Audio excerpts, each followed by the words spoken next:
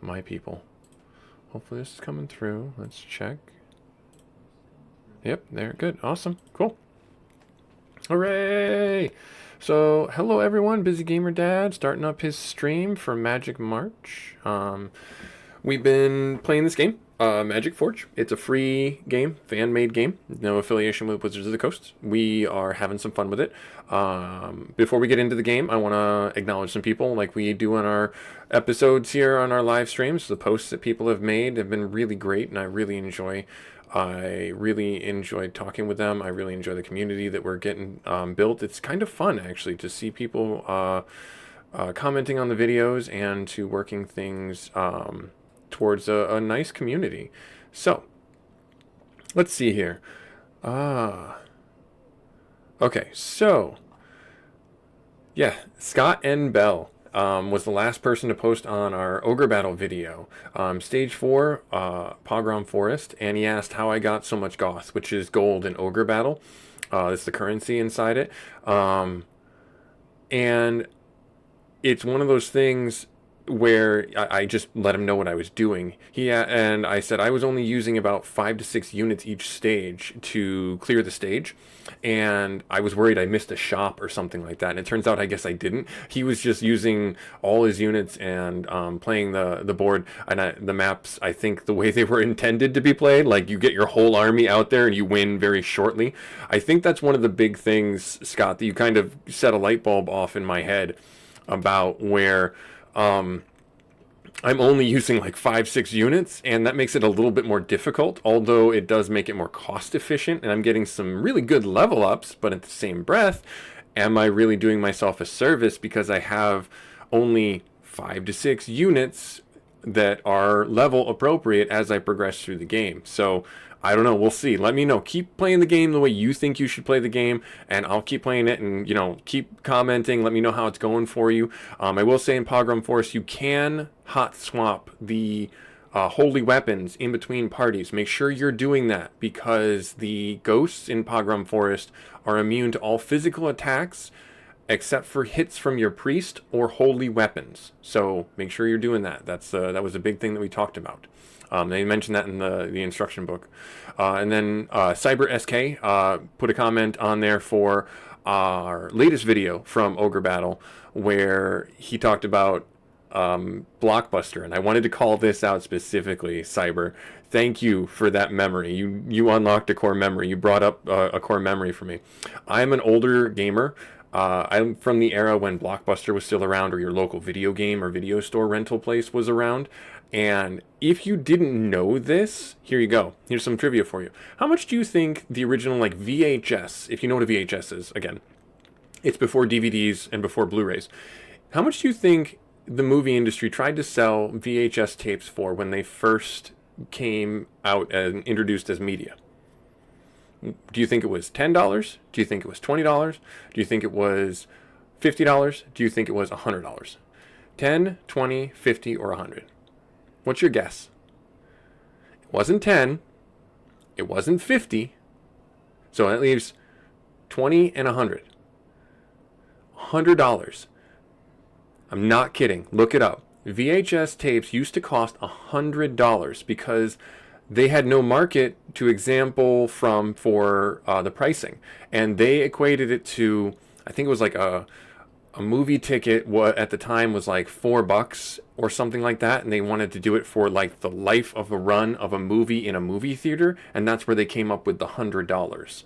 So 6 months or over a weekend, you expect to get X number of tickets for a movie, and it was like $4 to $6, and so you would have to, pay that, and then they thought, well, the production costs, etc., so we need to recoup that, and yeah, so it's wild. Like in the 80s and the 70s, when VHSs were starting to, or in home VCR systems and things like that were starting to become prevalent, movies used to cost $100 to buy, not even to rent, to buy them. And video stores became an idea that people started getting behind. And then video games, when they came out, they were another digital media that people started to put on their shelves at video stores and video game stores for rental. So just a fun little trivia for you, just a fun little thing. But yeah, I would love to go back to that age, and I would go on every Friday night to our local video rental store with my brothers. We would walk right down to it, get a video game, walk back, and just play that thing all weekend long, and get some late fees. I'm not going to say we were good about returning them. Yeah, but that was one of those things. And then Pixel Crew Reviews commented on our Windrose, and this will be our last little ramblings. The Windrose demo that we did for the Steam Next Fest. Windrose, I think, is going to be one of those big popular games that people are going to be streaming a lot of. I don't know if I'm going to stream it because I have very little time to play, and you're going to want someone to follow on that game that can invest a lot of time and develop their ship, their base, and get a pirate band together and make some really good content. Not to say that I wouldn't have fun doing that. I just think that for how busy I am in my life, it's a game that just can't take up all of the time it needs to, because I've got kids, I've got a job, I've got the house. It's spring, so I got a lot of spring chores that I got to do, like getting the lawn mowed or getting ready for it to be mowed, clean up the post-winter messes that are in my yard. All this other stuff. And I'm not saying that you guys out there don't have these things. I want you guys to internalize from the Busy Gamer Dad channel that you can be a busy gamer. You are allowed to, and you can schedule your time to play video games. And that's really what you should do. And I mean that in earnest, that you should be scheduling your time to play your games so that it fits into a schedule, and you're not trying to force it, and you're not trying to feel, and you won't feel bad or badly about playing video games because it's your you time. You know, some people do this with books. Some people do this with baking. Some people do this with shopping and things like that. You know, self-care is really what it comes down to. And the level at which you, as the person doing these things, it gives you a chance to release tension, feel good about yourselves, do some things that are positive for you as a person, you know, whether it be playing video games or going for a run, doing exercises, or spending time with your family, or things like that. So it's important for you to schedule these times because you're busy. You need to schedule them. And that's just the way life works, is you need to become somewhat proficient. I'm not going to say an expert, but you do need to become somewhat proficient with scheduling so you can get time to have these moments of self-care and have these opportunities to take care of other things as well. You know, not just the self-care, but also doing the work, or yard work, or volunteer work, or things like that. Whatever is in your schedule, make sure that you're talking with your partner, or even just talking with yourself and sitting down with a planner. All phones have calendars on them. You should be using them. It really does help. It really does. So there we go. There's my soapbox. Hopefully that resonates with some people out there, that you can be a busy gamer. You can schedule time to play games, and you shouldn't feel bad about it. You can schedule time to go to a workout, and you shouldn't feel bad about it. You can schedule time to go play Magic the Gathering with your friends, or D&D with your friends, and you shouldn't feel bad about it because it's on the schedule. It's been on the schedule for 2 weeks, and you can tell your partner that some random dude on the internet said you can go do that, and that's okay with me. You can send them right here and have them comment on this video, and I will stand on this, so I will die on this hill. I will die on this hill for you, random person out there in the ether. Anyways, all right. So ramblings aside, hopefully you're having a good Friday. It's Friday the 13th. Not trying to be spooky or anything like that about it. Not trying to be too crazy about it. One thing I did want to do is I wanted to update our title for our video to here instead of March Magic. Friday 13th. Woo, spooky.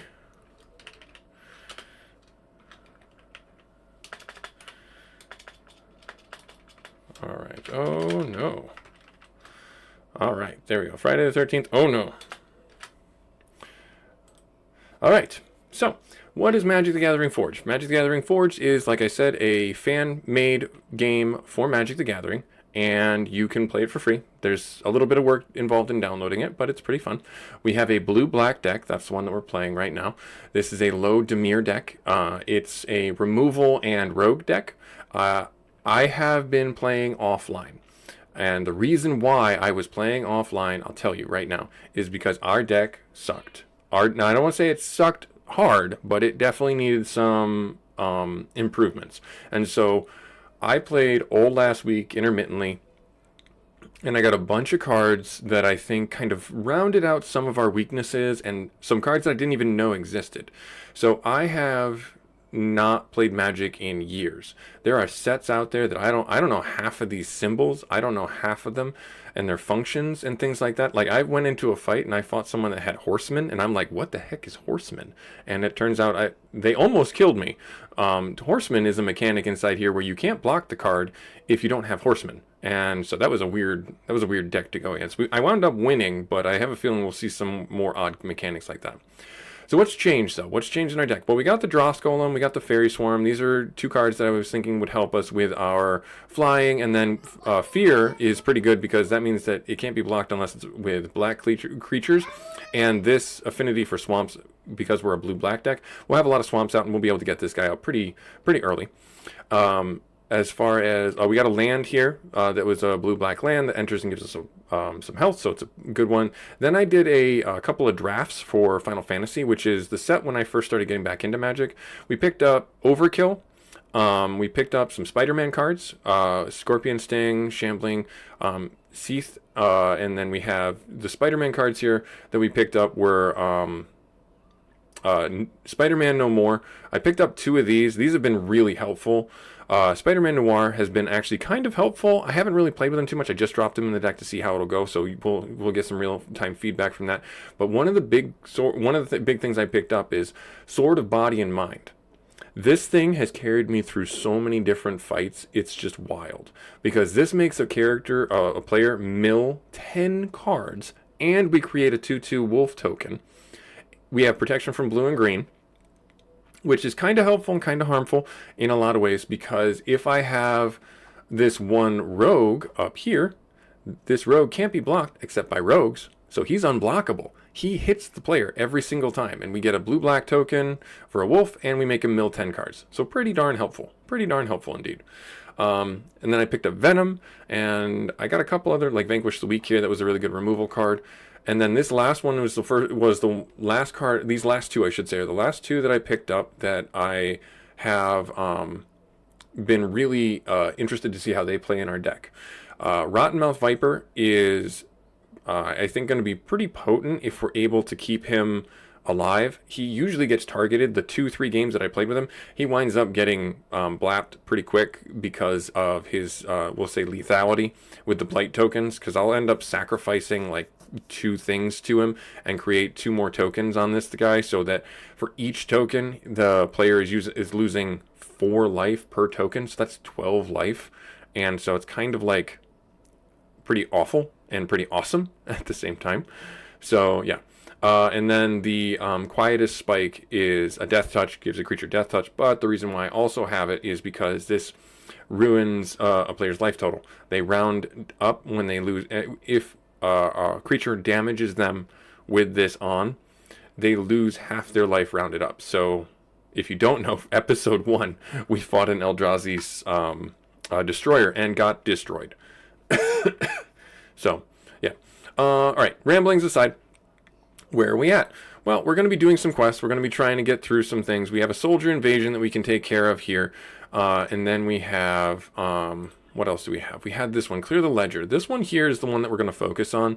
We'll see how well we can do with it. Hopefully you guys are going to enjoy the content we create for it. So we're going to go over here to this cave, and we're going to fight up here in this cave. I think it's, oh yeah, there's a bunch of soldiers. Oh geez. You guys just stay the heck away from me. Stay the heck away from me. It's right here. This thing right here. I think we've already done this one actually. Oh, so this is the main quest right here. So yeah. So I don't know. This seems like a little bit of a bug inside the game. When I start playing, it reminds me that this is the main quest that I should be doing. Yeah, okay. So this will be interesting. You guys will see this probably go really horribly. These goblins, they play aggro decks. Go figure. They play red goblin decks. So when you fight goblins, see, they won 3 times against me. I've lost every single time. So we'll see what kind of creatures we can get out and see how we can make this work. Unfortunately, we are not off to a great start. We have no land. We have no land. Oh my goodness, we have no land again. Yep. You know what? I'm gonna mulligan down again. What is this? All right, I guess let's pick 3 cards to put on the bottom of my library. 1,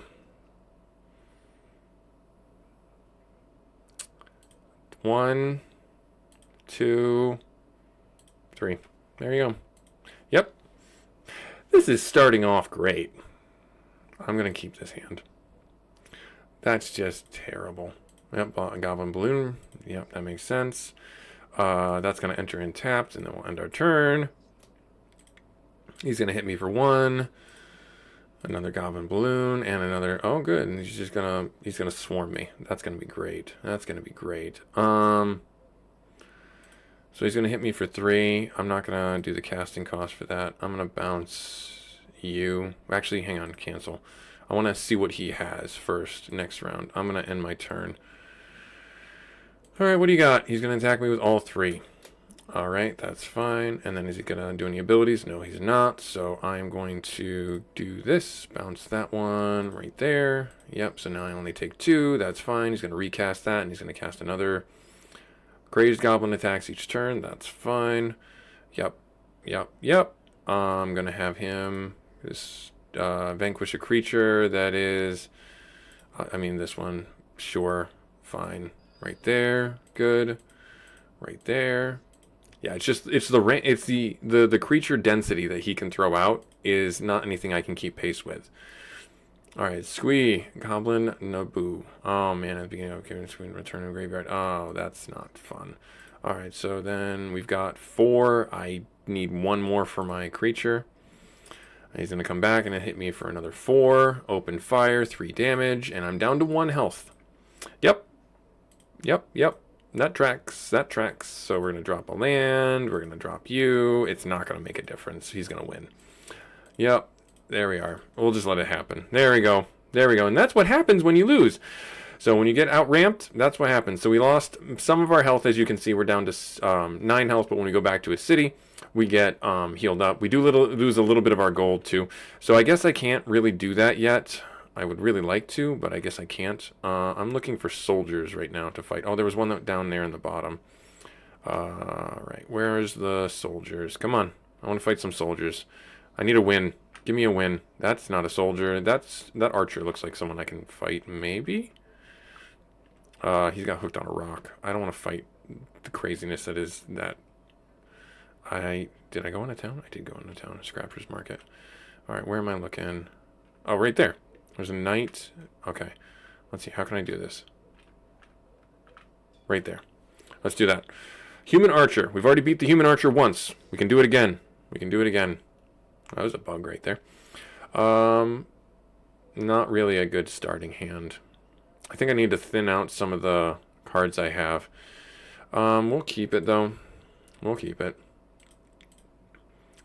We will keep... Oh, this is already going off to a great start. All right, we're going to end our turn. We'll end our turn there. He's going to get a longbowman. That's great. Just great. Do we have a land? We do have a land. We hit our land drop. So we need to get perfect for this to happen. All right, so we're going to end our turn. And there's that. He's going to attack for 2. I'm going to bounce this right back to his hand. That way we don't take the damage. He's going to summon it again. And it's our turn. Did we get a land? We did not. That is upsetting. We end turn. And he's going to do what? He's going to hit me for 2 again? Of course he was. That's what he should do. That's what he should do. Oh, good. An Arbalist Elite. 3 damage to any target creature. Okay. And doesn't tap during... okay. All right. Cool. No land. That sucks. That sucks. I think I'm going to have to thin out some of this deck so that we get some land. I have to discard a card. You know what? That one. That one. Yep, there we go. All right, end turn. He's going to hit me for 4. And he's going to put an equipment out there. Oh, not an equipment, just an artifact. Okay. Got our land. Okay. Power 3 or less. I think what I need to do here is...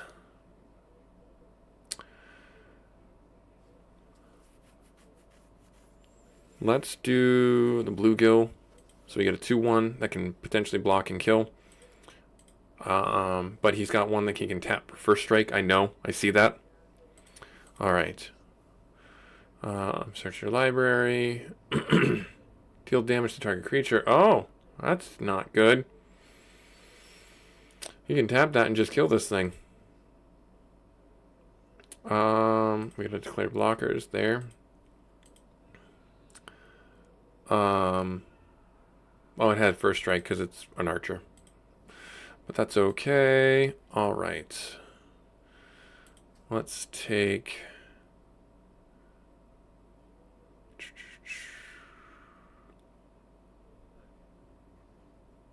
you out. Right there. And end turn. I think I'm going to get rid of Venom. I think I'm going to get rid of him. It's just not... oh, yep. And then he wins. Right there. Bummer. Yeah, I think I have to filter out Venom. I think that's... let me edit my deck before I go into the next thing, because we're just not getting land draw. We have a 45 card deck, and we're not getting any land draw that we need. Do I need to... I mean, Venom is such an interesting card. He comes in with Death Touch. I mean, he's kind of awesome. Let's see here. Whenever you control... attack alone. Let's remove Spider-Man Noir. Let's remove... is there anything else I want to remove? Do I have any other land that I could put in here? I do, actually. I do. I have... where was it? Doot. No, I need right here. Right here. Where was it? Yep, blue, black. Where did it go? It's in the mix. I thought it was in the mix. Is it not in the mix? Where did it go? No? Huh? Really? Cityscape. There it is, right here. Alright, we'll add this guy back to the deck. We'll add that land back to the deck.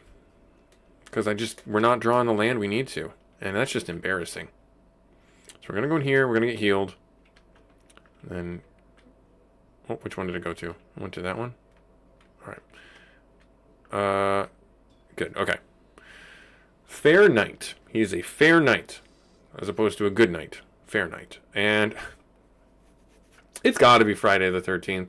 Because we weren't getting any land, and now we're getting all the land. Fabulous. I'm going to keep the hand. Just because. Ooh, red. Okay. Alright, I see that. I see you.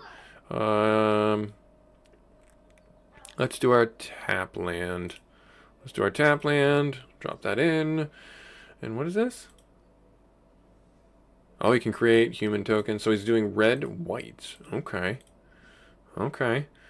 I don't see a need to go any... I don't really have anything else to play anyway, so it's not that big of a deal. Venerable Knight. He missed a land drop, so that's awesome for us. What is this? When Venerable Knight dies. Okay. Okay. Fair enough. Let's drop this. And how... ba-dum-bum. Let's drop you down. There. And that's our counter for the Venerable Knight. If he chooses to attack, which he doesn't, that's smart. Garrison Griffin, what do you do? Oh, flying. Whenever Garrison Griffin attacks target knight you control... oh, that's annoying. That's gotta go.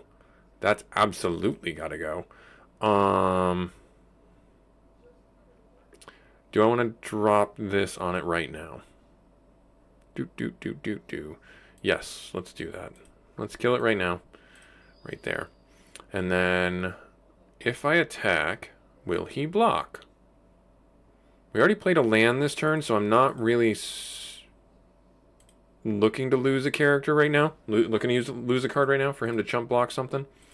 You got another Griffin, because that's what he had. He had another Griffin. Fabulous. Good for you, having all the Griffins. Guess what? Both your cards are gone, because we have the ability to do that. Right? Yes, we do. We're going to do that. We're going to make you sacrifice one, which is going to... what? Yeah, it died. Did you not put the token on him? Odd. Okay, fair enough. And then we'll make you sacrifice another. There, nice, awesome. And that worked out in my favor. And then we have basic combat, or before combat. Now we hit you for the 1. We do a card draw. The quietest spike. Good, awesome. That's great. So every chance we can, we're going to be chunking him for half of his health. Acclaimed contender. What be you? When a acclaimed contender enters the battlefield, if you control another knight, look at the top 5. You don't. Haha. That was smart of me to remove all his knights from the field before he summoned that guy. And I mean, I can't. Oh, that's so. We don't have enough mana to do this. So we're not going to do that. We'll get the mana source down right there. And then we'll do.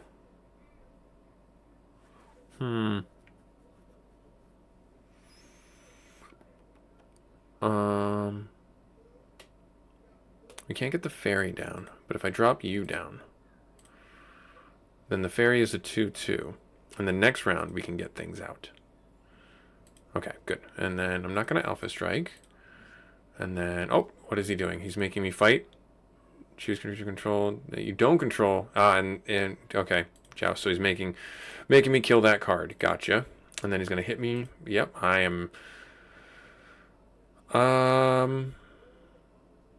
It doesn't have trample, so yeah, I'm gonna chump block that. I'm gonna chump block that just to get no damage to me, and then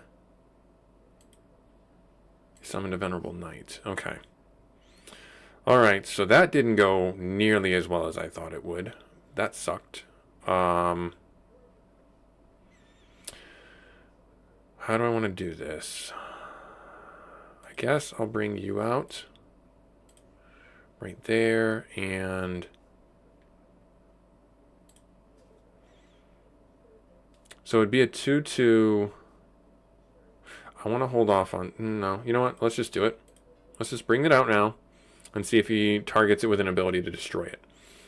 And that's that. And then what does this guy do? Oh, he has haste, and at least you're gonna spend comes with, okay, and he did not do that. So he's going to be attacking me with that. That's annoying. That's a lot of damage. That's a lot of damage. So we're going to block that one.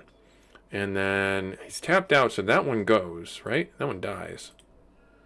Yeah, and then we take 4. Okay. All right, this isn't going well. This is not going as well as I would have hoped. All right, we'll drop you down. You'll be a 1/1. And then we'll hold on to Blink, just to blink of an eye to bounce something back to his hand. Okay, so he's going to do that. That's fine. I will let that happen, let that resolve. I could have bounced this to his hand. That's a misplay on my part. I should have done that. That was dumb of me to not do that. All right, additional cost. No, I'm going to bounce this to your hand. There, good. And then we're only going to take the 2. He's going to get this, which is... Oh, that's annoying as heck. Worthy Knight. That's annoying as heck. All right. Oh, good. So we're just going to remove you. We're going to remove you. And then we're going to drop this guy down. Right there. There. Good. Okay. Acclaim contender. When acclaim contenders, if you... Yep. Okay, so he's going to look at his cards, and he's got the... Double Strike Knight. Oh, fabulous. That's just ducky. And he's got a jousting one. And we're drawing blank. This is the guy I was looking for. This is the guy I was looking for way early on. Let's bring him out now. And we'll resolve these. So whenever I cast a blue spell or a black spell, the Grave Guild duo gets a bonus. +1/+0 or fear. And so that's really helpful. So we'll do that right there, and then, or +1/+1. Okay, that's good. And I can't really attack, because if I do, he's going to clap back with, what is it? 2, 3, 4. Yeah, he's going to hit back with that. So I'm going to equip this on you right there, and then that's probably going to make him focus the Death Knight. Yep, search your library for a basic land. Yep, hitting me for that. How do I want to handle this? So you can pump this guy up. I have to block this one. Because he can pump this guy up and kill me. Yep. No, I want you to block that one. Yep, see? And he doesn't have trample.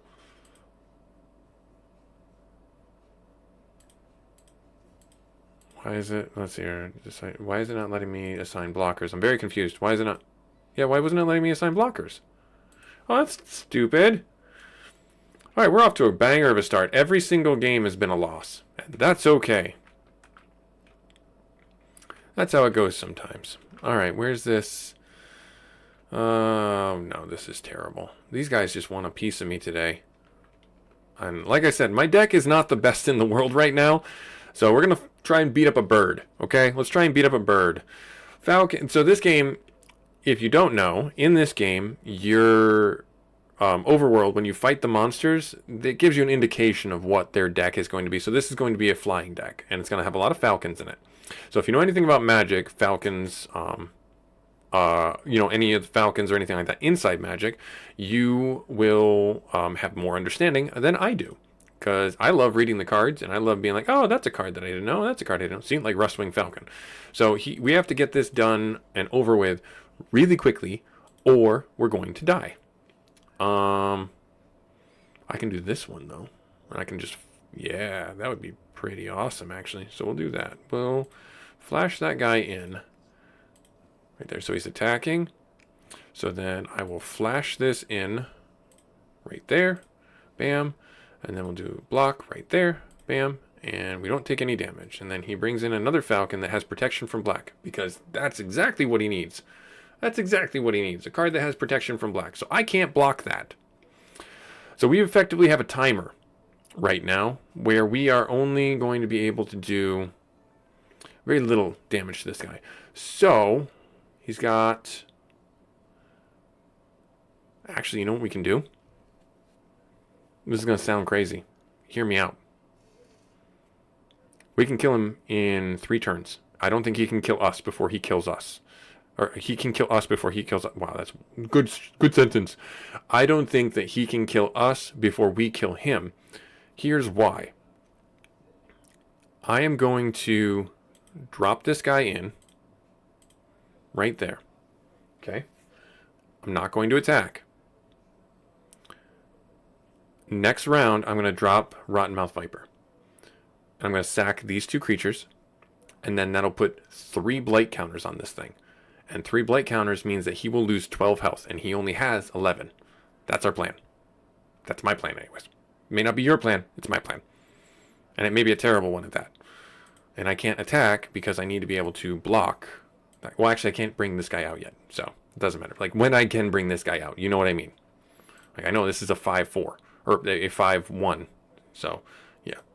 So I got to get some more blockers out there. Yep, he's going to blink me. I can't block it because it has protection from black, and this is a blue-black card.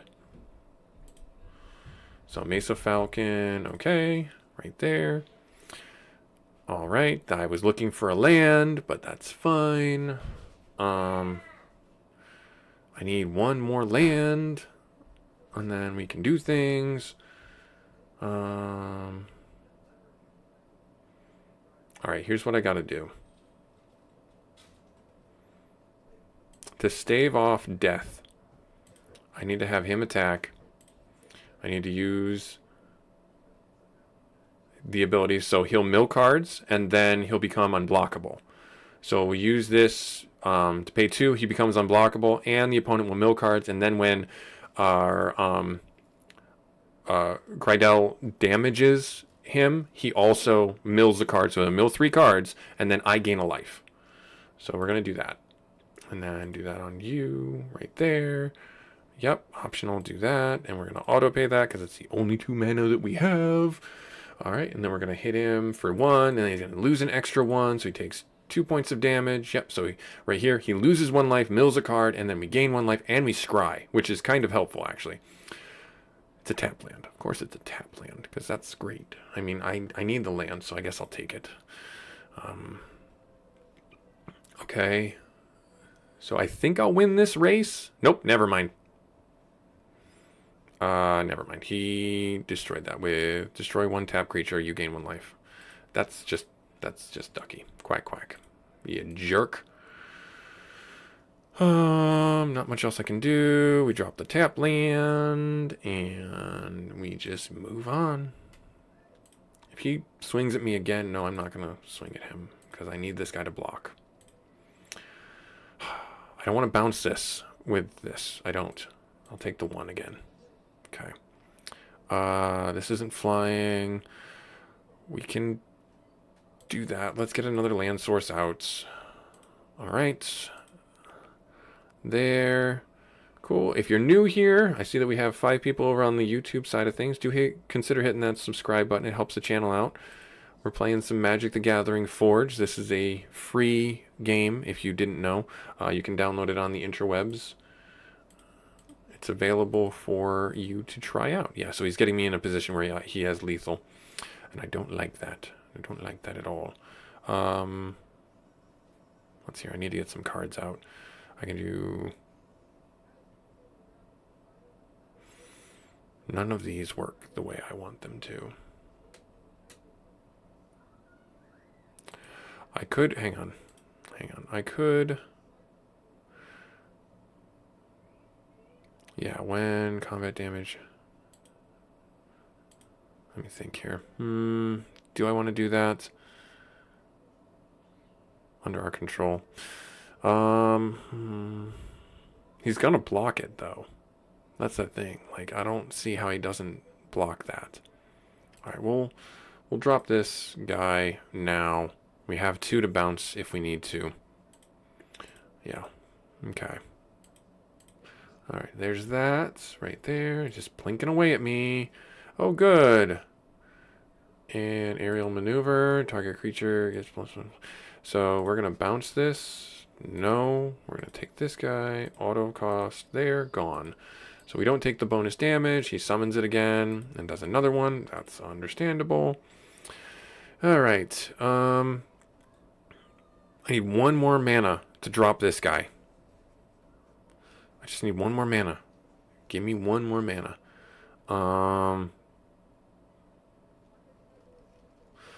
Let's bring in this guy, because he comes in tapped. And if I don't get a land next round, I might sacrifice the Dimir Locket.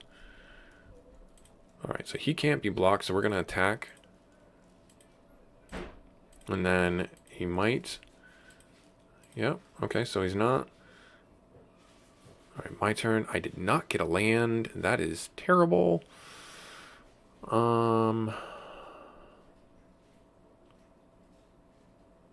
Do I sacrifice that thing? I think not. I think I won't. I think I'll bring this guy over here. There. Okay.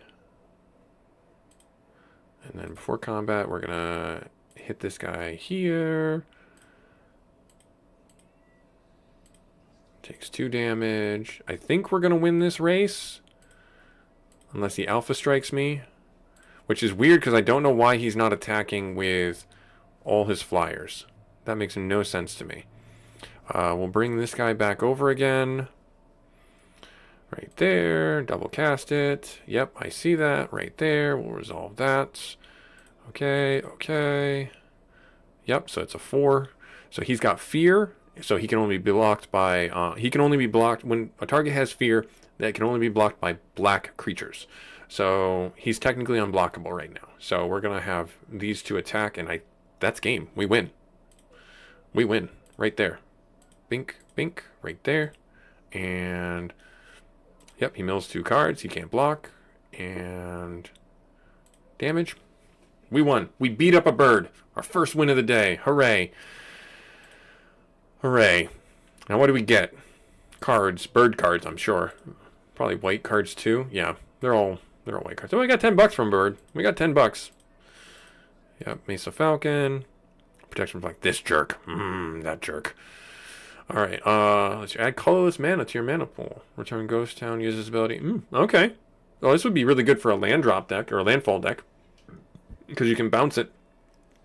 And it costs 0 to bounce it. So you could just bring that up and then freely drop it. So that'd be really good for that. I am going to flag pretty much all of these for sale, though. Maybe not the Meadow. Excuse me. Enchanted creature gets Vigilance. Oh, okay, from Kamigawa. I don't know. Do I want that? I think I'll just sell that and sell you as well. Alright. Cool. I'm going to run away from the Angel, because I do not want to fight the Angel. Stay away from me, Angel. Ah, no, that's a crow. Stay away from me, crow. Stay away. I'm looking for more soldiers to fight. Ah! You. Let's fight. 1 for 1. Let's do this. Let's do this. Redemption time. That is all the land. 4 land is more than half my hand. We do have the Soaring Thought Thief, though. If we get 1 more land, we can do Rottenmouth Viper, too. And he's got 12 health. If he doesn't instantly kill him with some removal card, I think we'll be good. Oh, green. Green-white? Green-white archer? Oh, elves. He's going to ramp. That's going to suck. That's going to suck. Yep. So there's equipment. Target deal to 1 damage to each creature or player. Yay. Or deals 1 damage to target. Okay, not each. Okay, good. That's good. That's less potent, but still just annoying. We'll drop a tap land, and we'll end our turn. He's going to do that. He doesn't have any creatures. Good. That's awesome. We're going to drop a tap land, and then we're going to pass turn. And then he's going to do... He missed a land drop. That's awesome, but he got a creature on the draw. Darn it. And it has lifelink. That's a bit annoying. Outlast. Put a sorcery on. Oh. So he can counter this. For each other creature you control with +1 on it, it has Outlast. That's a lot of ramp. That's a lot of ouch. That sounds like a lot of ouch to me. We'll drop you down.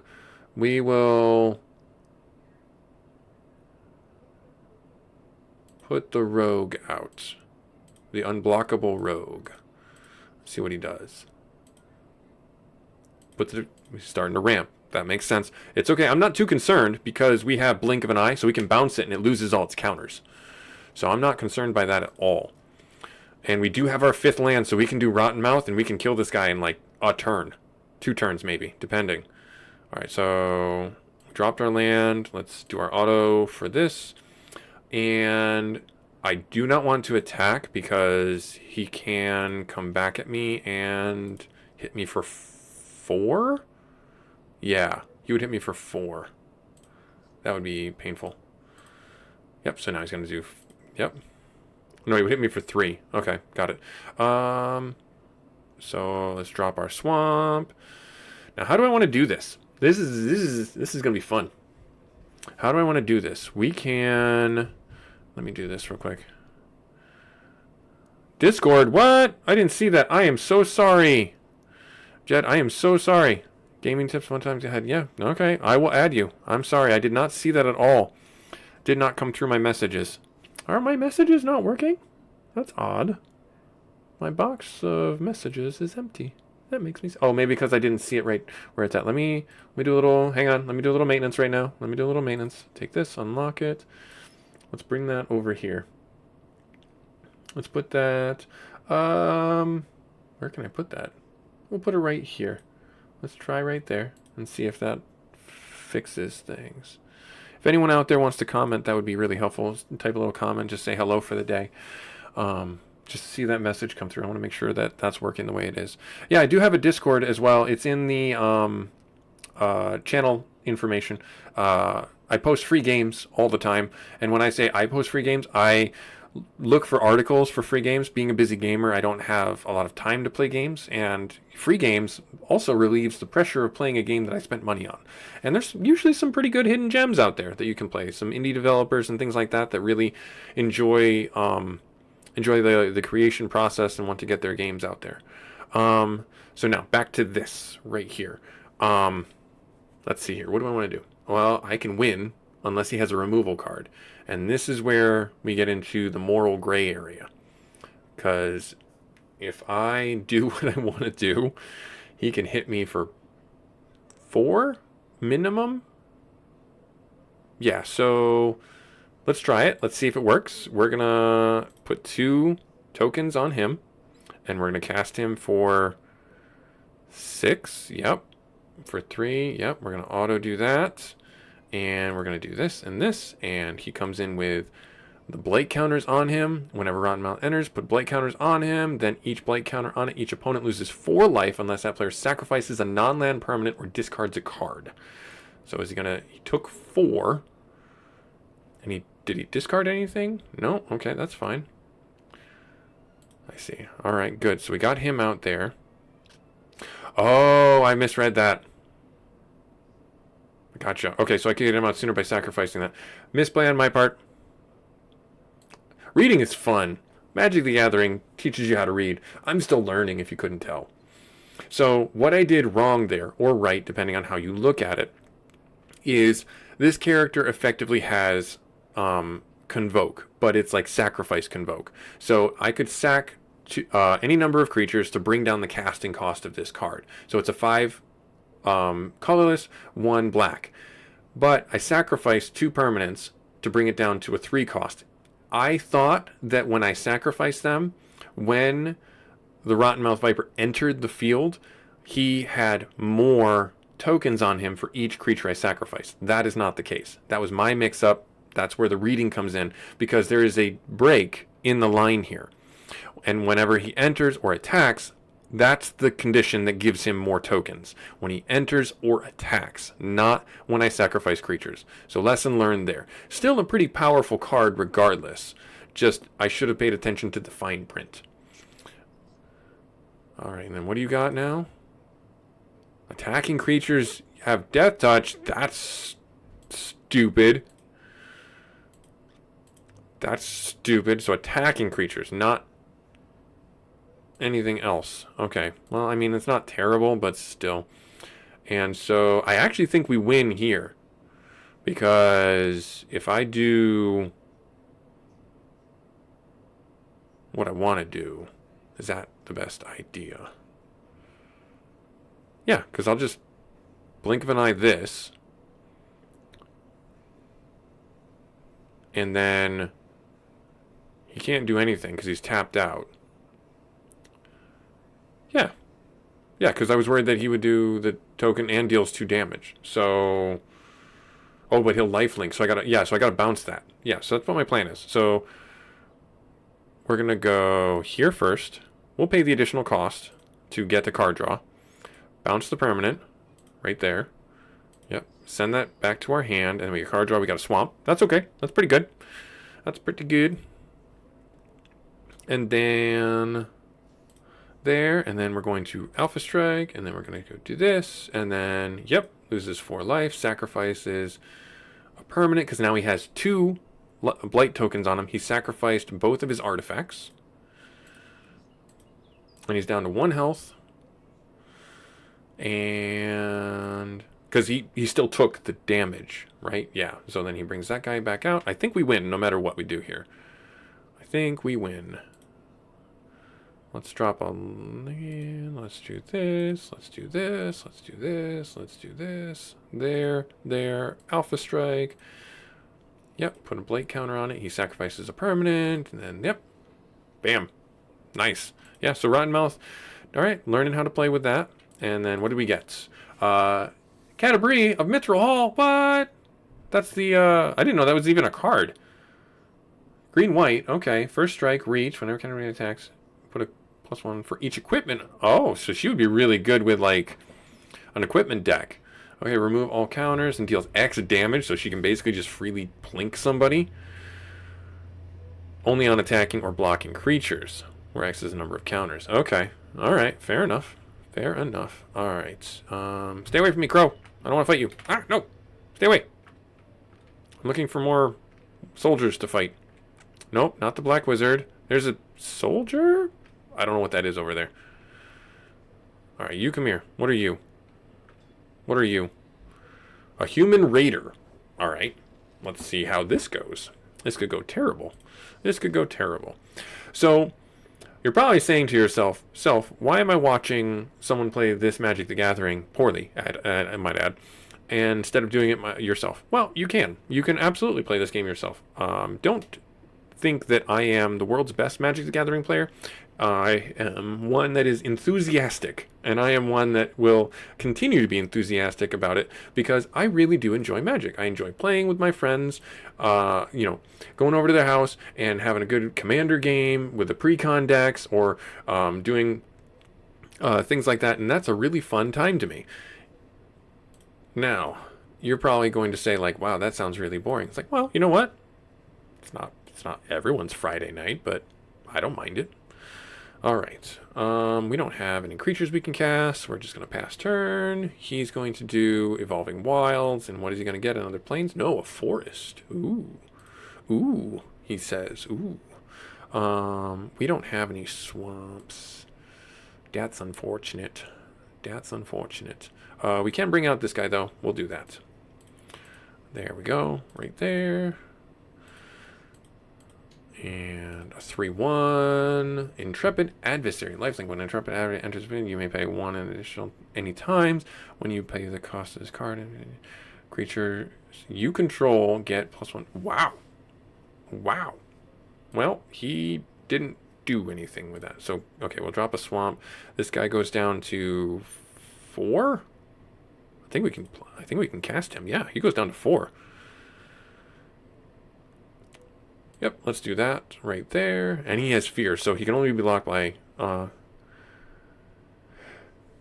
have not tried the online PvP. I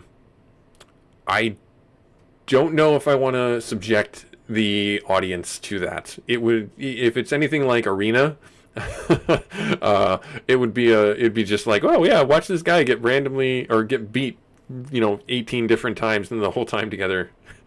I did enjoy Magic the Arena, though. Do I want to attack? Yes, I will attack. I will Alpha Strike. And this guy, if he blocks, good, awesome. Evolving Wilds, get to tap land. He's not coming back at me. Ambitious Farmhand. How are you ambitious? You look ambitious. You look like a go-getter. I mean, you are a farmhand. Farmhands, I live in an area that's very rural. And so, like, in high school, we had the Hicks and we had the Jocks, and sometimes the Hicks were Jocks, sometimes they weren't, and you had that farmer strength, and you on the football team, you got hit by one of those kids that was up at 5 a.m. helping on the farm. You knew you got hit by a kid that was up at 5 a.m. helping out on the farm. They got some farmhand strength. They got some farmer strength. Ooh boy. All right, let's see here. When Ambitious Farmer enters the battlefield, you may search for basic planes. That's annoying. Oh, he can transform into a 3/3. Yeah, well, fine. You can do that. And you got a basic planes. That's understandable. We got Overkill. I think I'm going to hold on Overkill. Actually, I should... How do I want to do this? Well, first we're going to do our land drop. Get that out of the way. Let's see here. I can bounce, or I can kill them both. And then I can hit them for 6. I think I want to remove them, and then hit him for 6. So let's do that. And then I can... Yeah, let's do that. So... Target player sacrifices. So this will be... 2. He'll auto do that. That's fine, because I got plenty of land to do that. He sacrificed. He chose who I thought he would, because he wants to keep the life link to get life back. And then, how much was this? Okay, so yeah, I'm gonna kill that, because if I bounce it, he can bring it back potentially next time with a Valor token on it, which is not ideal. All right. And then before combat, and then we get Alpha Strike. We get 6 damage off to him. He's down to 4. We have threat for lethal next round. Okay, training whenever a creature attacks with another creature of greater power. Put a +1 on this creature. Oh, good to you. Good to you. Nope, we got him. We got him. So we're just gonna win right now. So we just bounce this guy. I mean, we can pay the permanent. We can do that right there.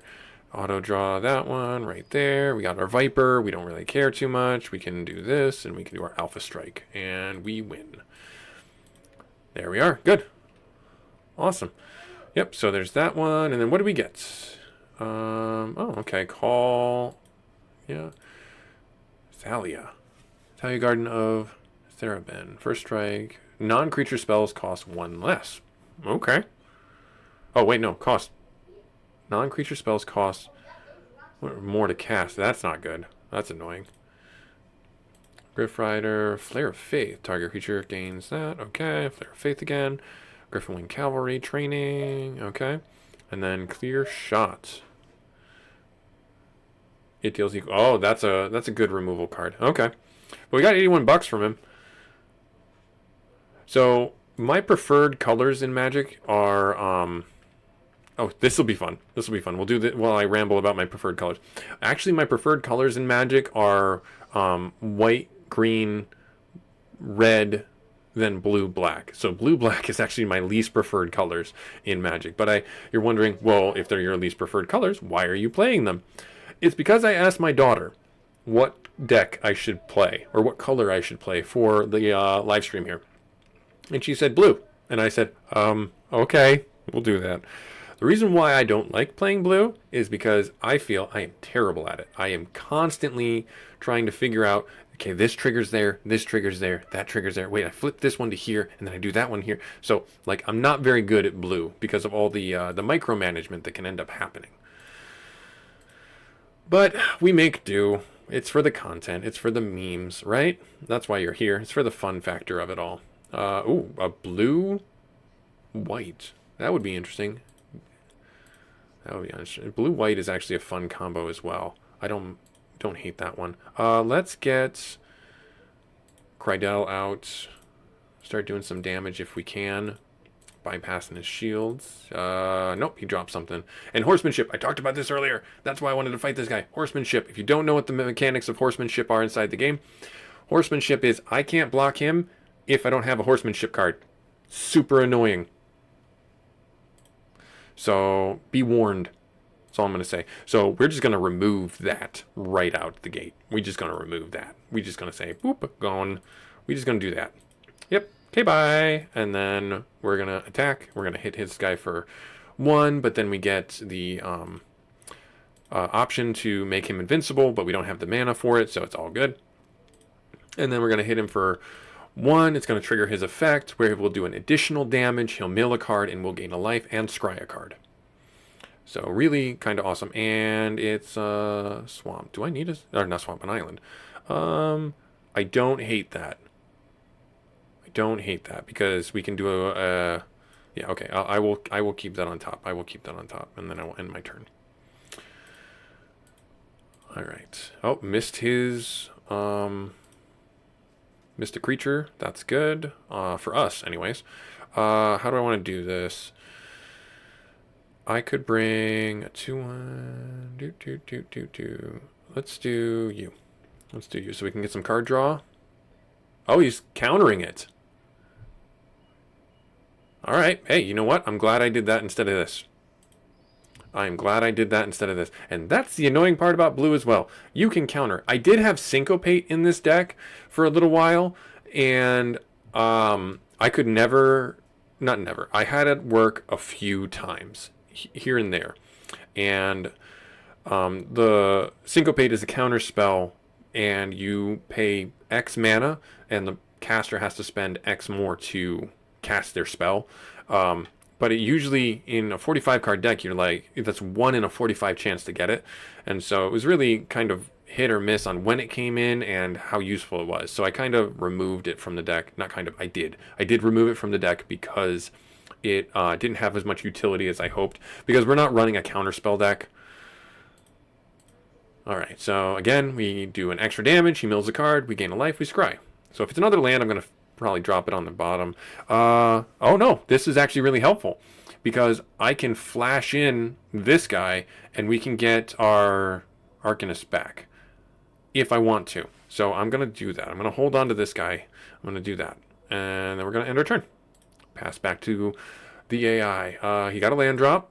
Is he going to cast anything? He is. That's terrible, unfortunately. So now he has a creature. But don't worry, we have a way to remove that creature. We have a way to remove that obstacle. We will drop our land. How do I want to handle this? He's tapped out. So, I don't have enough mana to flash him in and cast anything. So I guess I will have to do it this way. Cause him to sacrifice a creature. Right there. And then we have 3 left. So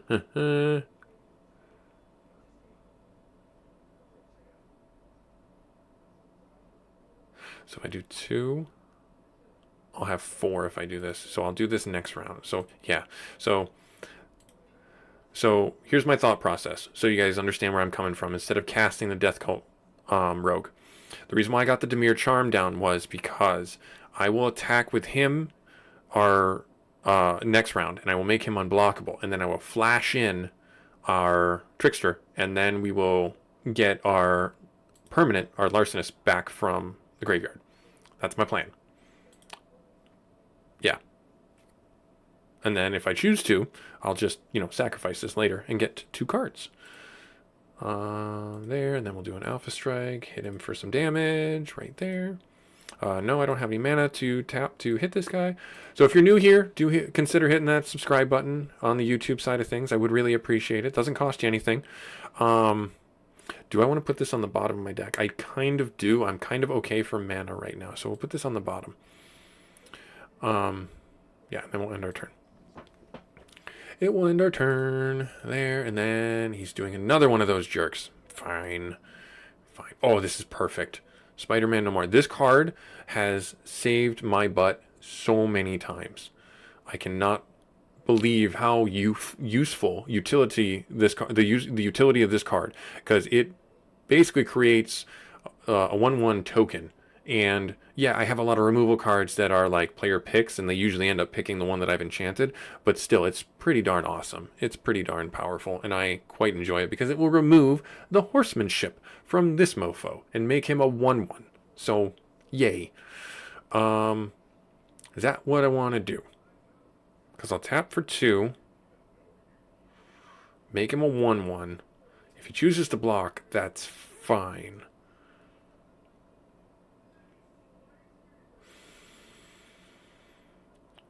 No, I want to do it this way. I want to drop this guy. Yeah, we'll change up our tactics. We'll do 1, 2, 3. Yeah. 1, 2, 3.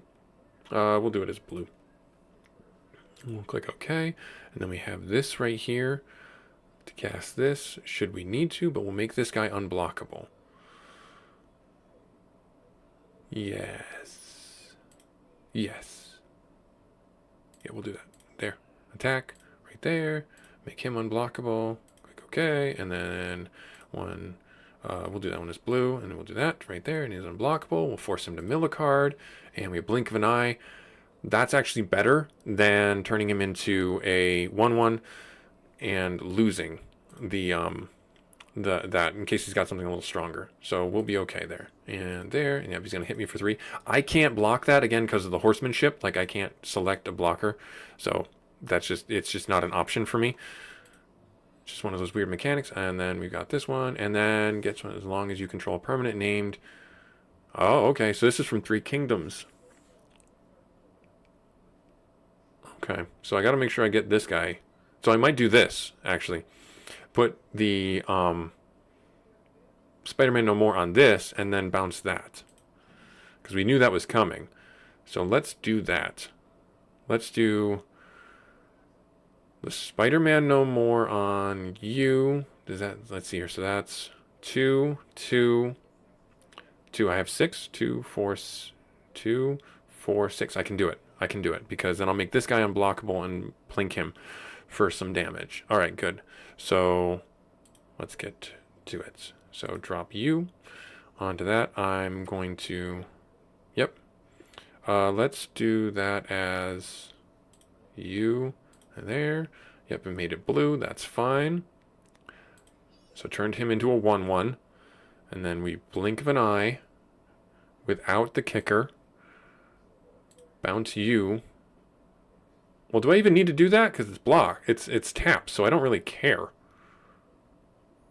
I'm just forcing him to cast it again next round, and it's a pretty expensive card.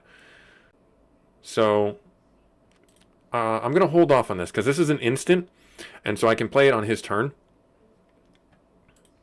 Alright, there, and then we're going to Alpha Strike, all that, and we'll make this guy unblockable.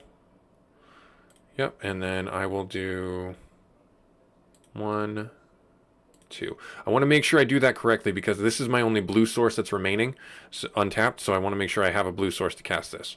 If you did auto, there was a risk that it would have tapped this. Right there, okay. It does a pretty good job with the auto tapping, but sometimes it just doesn't work out. We have lethal, so I mean, I guess I'll keep that guy on the top. Oh, no, he's just going to flat out destroy. I think we win no matter what next round, so I'm fine with that. And then, yep, we'll bounce this with no kicker. Bounce that back. Auto tap right there. We take no damage. Good. And, yeah, we just win. We just flat win, so I'm not going to waste any time. We'll attack with this right here. Right here, there. Auto it right there. And then he gets the 1. We'll just top deck that. We win. Hooray! We're the big wieners. We're the big wieners. Yay! All right. What do we get from this? What do we get from this? What do we get from this? I don't know any of these sets. So if you know any of these sets or these symbols, please let me know. I know some of them are 3 kingdoms. I don't know what this one is here. This Japanese symbol, and I don't know this one here. Looks pretty cool though. And it's a let's see here. At the beginning of your upkeep, you may return target enchantment card from your graveyard to the battlefield as long as you have 5 or more enchantments. Each other non-aura enchantment you control is a creature in addition to its other types and has base power and toughness equal to the converted. That's actually pretty awesome. So if you're running like a Saga deck, this would be stupid awesome inside the Saga deck. Because not only are they creatures, but if the creature is somewhat weaker and you're, yeah, that's actually pretty awesome right there. And then Soulfire, Grandmaster, Lifelink, spells and instruments you can control have a lifelink. Okay. And then there's Horsemanship all over the place. Alright, fair enough. I'm actually just going to get rid of you guys. I will get rid of you guys right now. Yeah. Yeah, I'm going to get rid of you. I'll hold on to these 2. Just there's a potential there. There's a potential there. The rank and file troops are no match for you, but breaking the resolve will require defeating one of the army's leaders. Oh, no. We have to find the leader? Alright, that's not good. Alright, so the quest that we have right now is now we gotta go find a leader. Probably fight one more of those guys. Yeah, man. There he is right there. Alright, let's... Here we go. Armored Knight. I beat him once before, and it was close. It was really close. So, let's see. We have 2 land. I have 2 removals. 3 removals. Alright, we'll keep this. We'll keep this. I go first, so we'll drop our tap land, and then we'll end our turn. Oh, good. That thing needs to die. Because he's gonna... Yep. I figured. Yeah, we're gonna remove that. We're gonna kill that.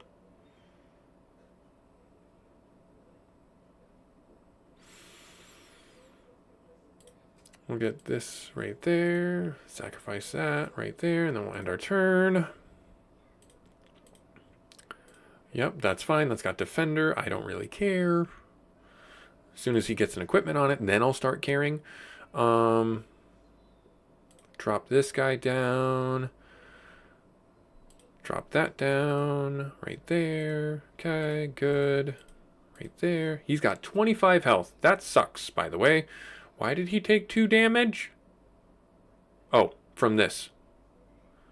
Enters the battlefield tapped. Alright, and then he's summoning this. Other knights you control have indestructible and +1/+1. That sucks, actually. That sucks a lot. So that guy's got to go. Yep, that sucks. Alright, so how do I want to handle this? I can bounce this guy back. And I can attack. I could kill it. I don't have... If I attack right now... Yeah, I'm going to do that. I'm going to attack right now, and then I might bounce this guy back, depending on what he's got.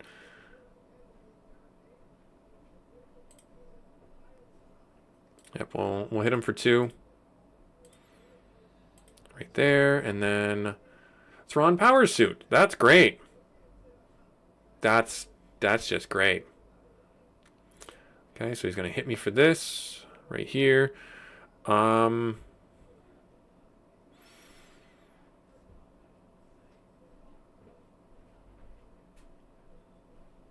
This is the better play on this one. Yeah. Wait, hang on. What is Thrawn Power Suit? +1/+1 for each aura. So if he equips and it has Ward 2. So if he equips this to this, that becomes a 5/6. And I just can't deal with that. But I can bounce it, so yeah, we're gonna kill this one. Oh, of course, he brings another one out. Because why wouldn't he? Oh, yeah. Oh, I missed my land drop, but it's a tap land anyway, so that's fine. Can I... And I can't bring that out. I clicked too much. I messed up. So this follows strict rules, by the way. I made a misplay. In my main phase, I clicked next, and I shouldn't have. I could have dropped this down, and... Well, I guess it doesn't matter. It's not really a misplay. It's still just annoying. So if I go in here, and then I'll do an Alpha Strike, because I don't have enough mana. 3 to bring that out. 2. Yeah, so I didn't have enough mana. I wouldn't have enough mana to play anything right now anyways. So we're okay. It wasn't really a misplay. It was just inconvenient. Yep, so we're going to hit him for 2. He can't block. We're going to drop a land. How do I want to do this? I kind of need to have this available to bounce things back. I want to get this out, though.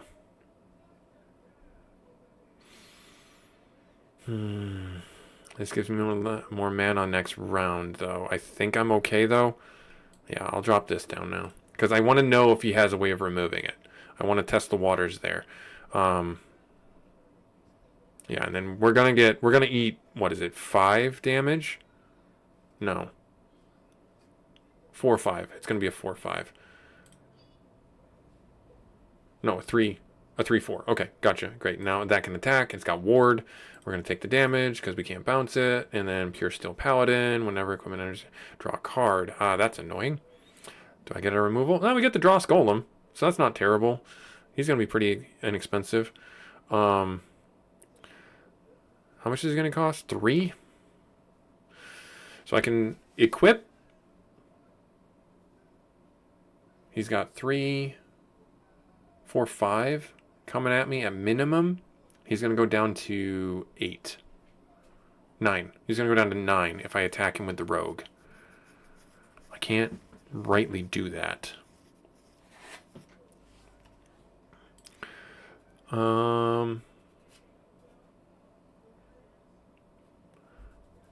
So I'd tap myself out if I did this. So I need to equip this. I need to do this. Right here.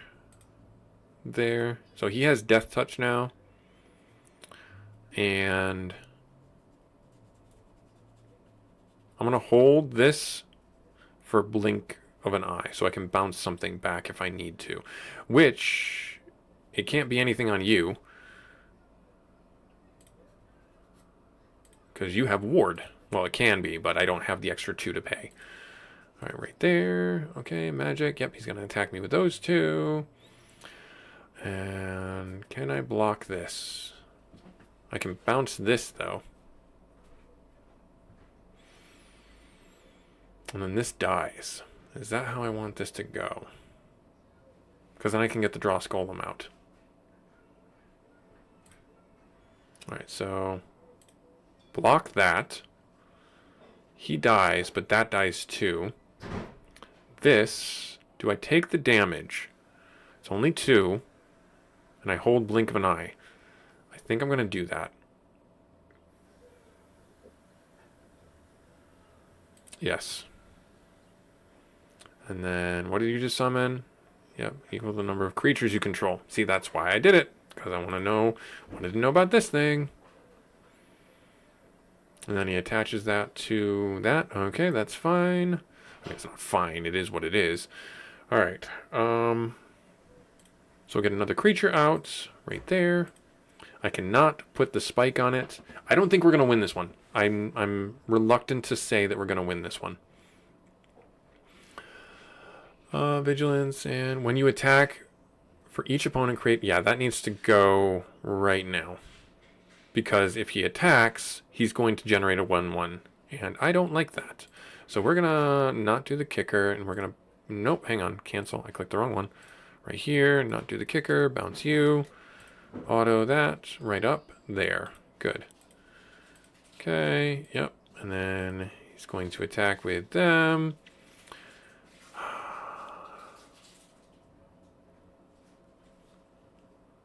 I don't really have a choice. I have to block here.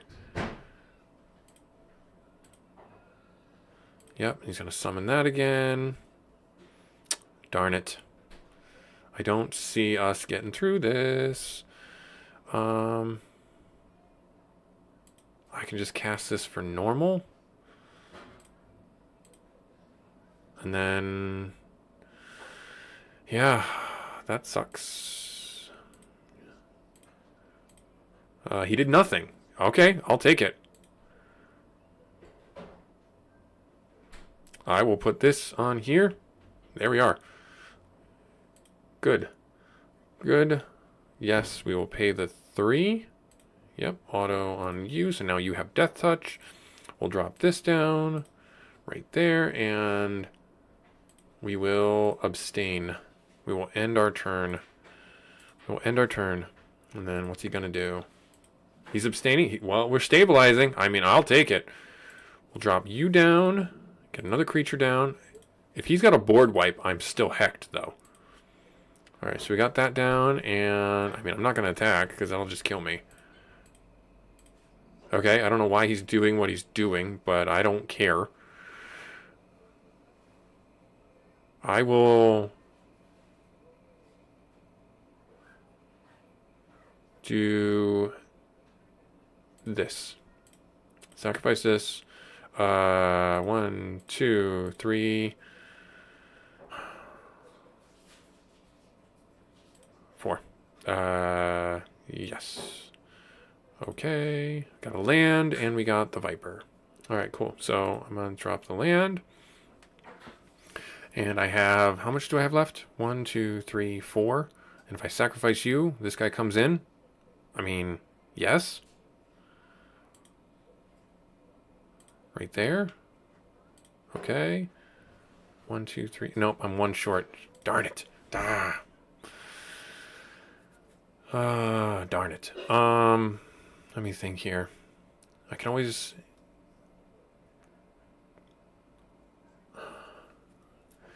If I do this, it's going to force him to sacrifice things, and he's going to sacrifice the card I put the Spider-Man No More on. So it's not really worth it. So I'm just going to hold my hands here right now. Circle of Joy. Legendary artifact. Creatures you can whenever... Oh, that's just stupid.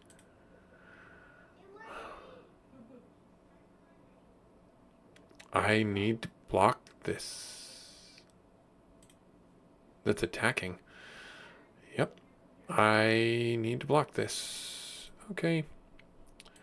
Right there. Jump block that. And block that. there. Okay, good.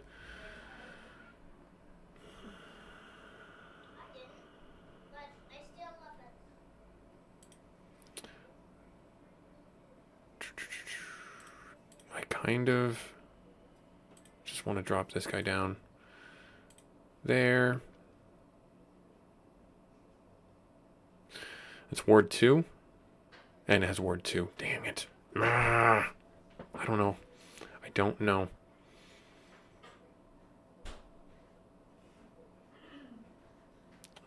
Click OK. Yep, so he's going to get -4.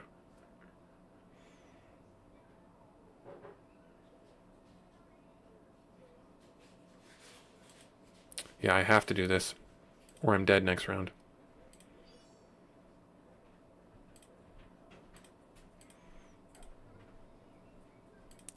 With vigilance, yep. Okay, that's fine. Creates another knight. He's not attacking. He's just gonna keep sacrificing. Okay, so target creature is destroyed. I could take this out right here with power 3 or less.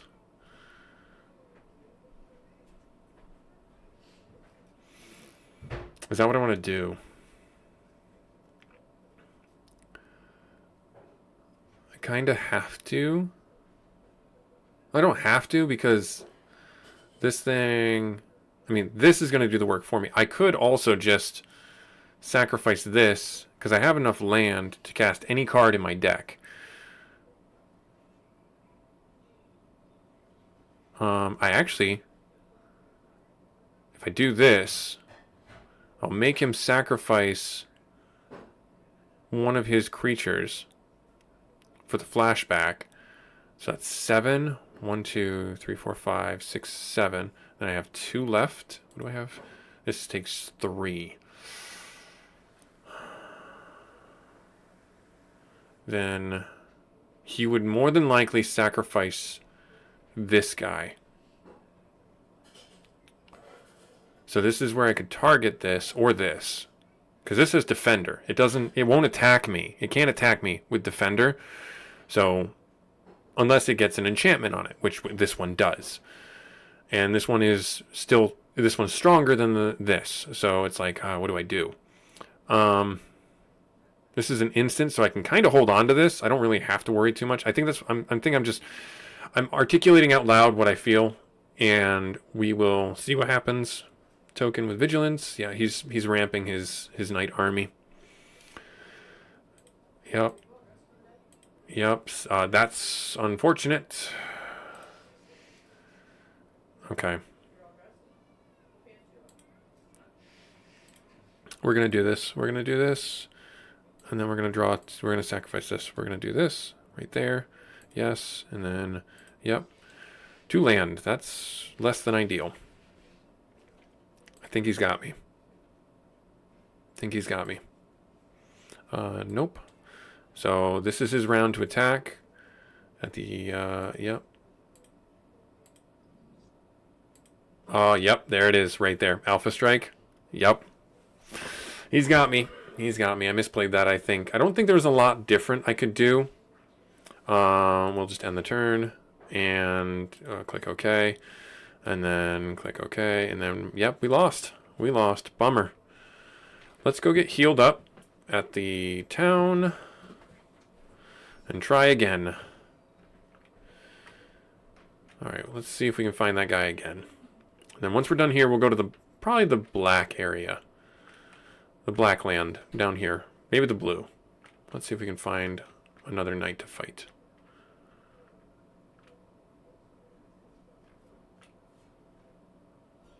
There he is up there. Come here, you. Oh, I clipped the town. Alright, let's see if we got it this time. Let's see if we can do it. We can do it. I believe in us. We won the coin cost. We will play. That is a terrible starting hand. That is all the land. I mean... We're on the play. So I could just drop this guy pretty early, actually. We'll put that on the bottom. And then we will keep this, and then we'll do this. And then we will end our turn, and he'll bring things out right there. Yep, he's going to hit me. Yep, that's fine. Don't really have a clap back for that, but I'm going to do this.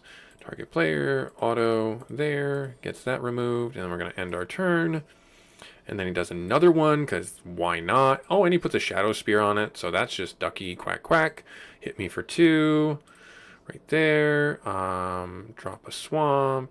We'll put you down. Auto.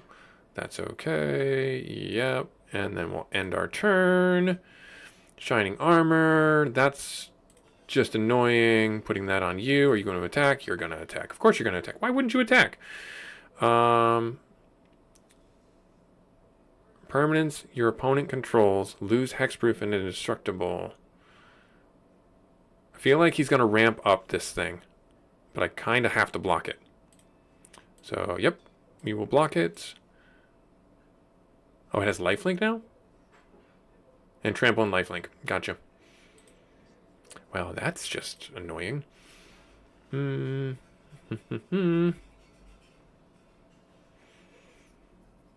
I bring him out now... I can't bring him out now. What am I talking about? I'm 1 mana short. Yeah, I'm 1 mana shy. No, I do not wish to attack. I've already played my land this turn, correct? Yes, I did. Let's see here. So... yeah, 1 land short, or 1 turn short from bringing this guy out. If I had another creature to sacrifice, I could bring him out. But that's okay. Oh, good. What you needed. And then you're going to attack again. And then we're going to block again with this guy. And then is he going to do something cheeky? No. Okay, that's fine. Drop this. Do I wait the extra round?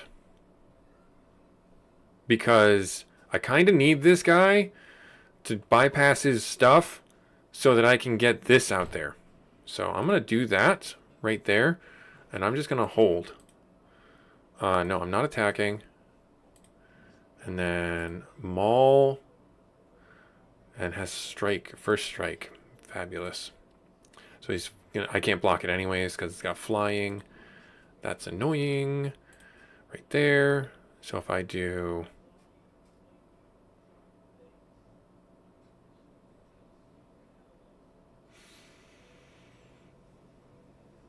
flying first strike. +2/+2. He wins. I don't think I have a way of winning. Because he'll just move this. Yeah, he's got me. He's got me, unfortunately. He's got me, so...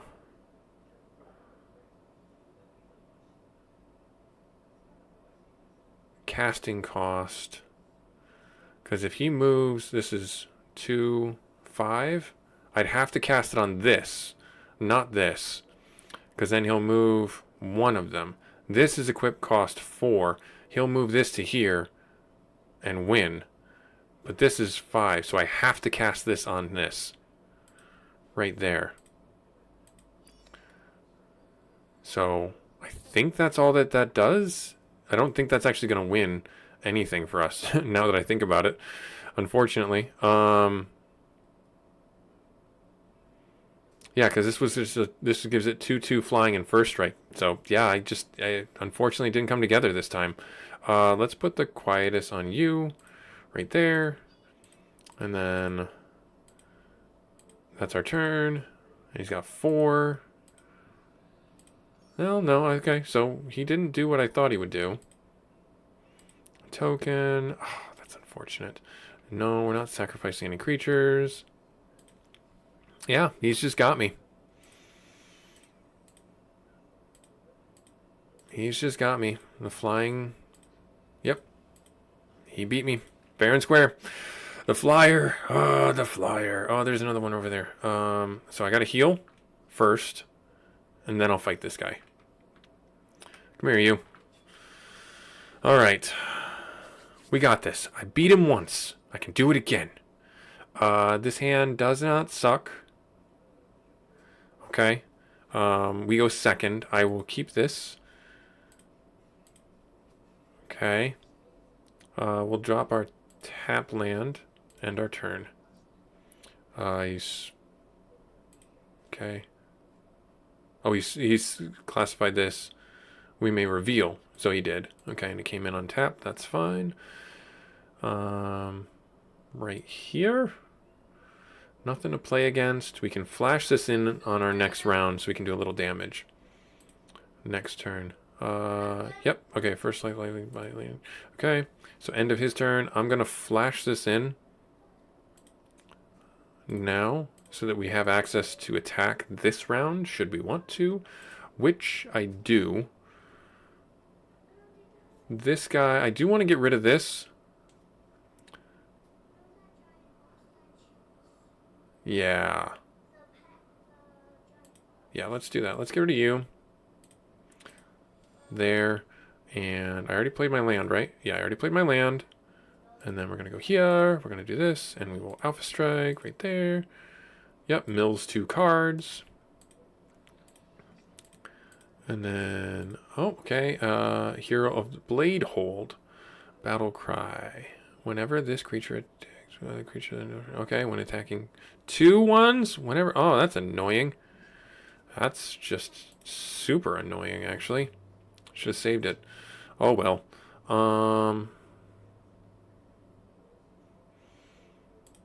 Right there. Auto pay for that. Right there. And we'll do Alpha Strike. He'll mill 2. Alright, and he's going to attack, I'm sure. Yep. 2 night tokens. Yep. That thing. And we don't have any removals. That's annoying. That's so annoying. I don't see how we win this round. Nope, can't attack. Yep, so he's going to create 2 that are attacking. And they're going to be, yep. Yeah, he's got me. I mean, there's no way I can... That one card right there carried that game for him. Good for him. Good for him, jerk. This is annoying. So annoying. There you are. Come here, you. Here, come here. Come here. I'm going to keep beating my head against this wall until we beat him, and then I can move to the blue area, probably. I will keep this hand. Yep. End turn. I don't think I'm going to win this round. Other knights? Jesus. No. One of the fun things about Magic is you never know what's going to happen. We'll have you sacrifice. Yep, that's fine. And we will end our turn. Oh, good. Good, and then he... Yep, attaches it. Yep, equip abilities. You activate this target. Yep. And then he's going to hit me for 4. Oh, that's annoying. So annoying. Do I have another way of blinking it out? I do. Alright, so... But it's got haste, so it doesn't really matter. Alright, I think what I want to do is... I have to wait. I can't bring anything out because I have to bounce something. I just want to see what he gets. A Basilisk Collar. Oh, that's Death Touch and Lifelink. This thing's already got Lifelink, though. From the thingy. From that thingy. And Trample. So it's like... Why bother? Okay, so he's going to attack. And so we will bounce. No, we can't pay the kicker. We'll bounce this back to his hand.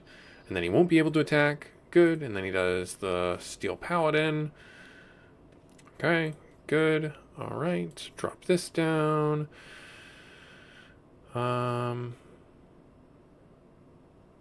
kind of need to have you there as a chump blocker. Yep. He's going to bring that guy out. He's going to equip him up. And, oh, that's 5 damage. Ooh, boy. So we will chump block that. We'll drop the swamp. And I have 5. I can bring out him. He's got me, I think, though. We'll bring out this guy. Bring out our 4/4.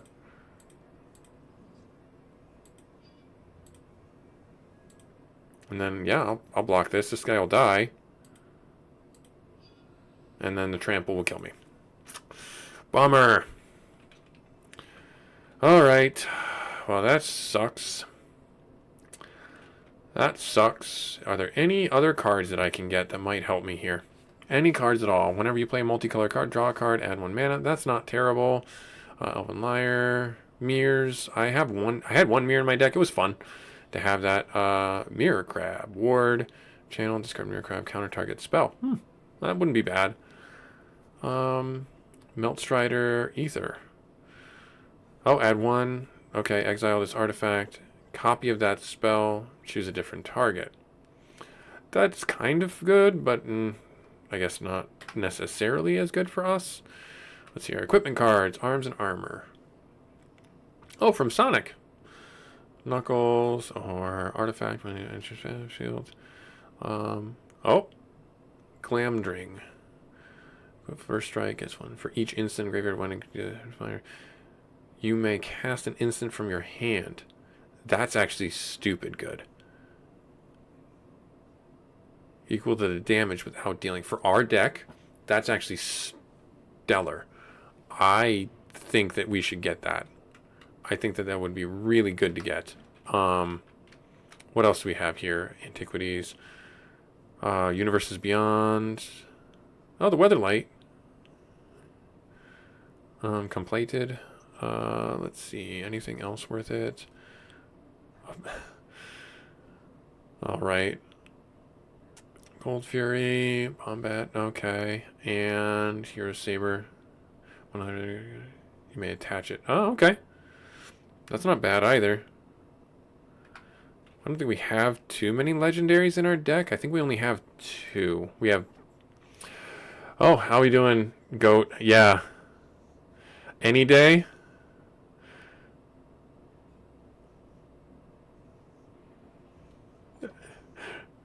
Yeah, we're having some fun. We're having some fun. I'm not doing the bestest in the world, but I am still plucky and optimistic. You know.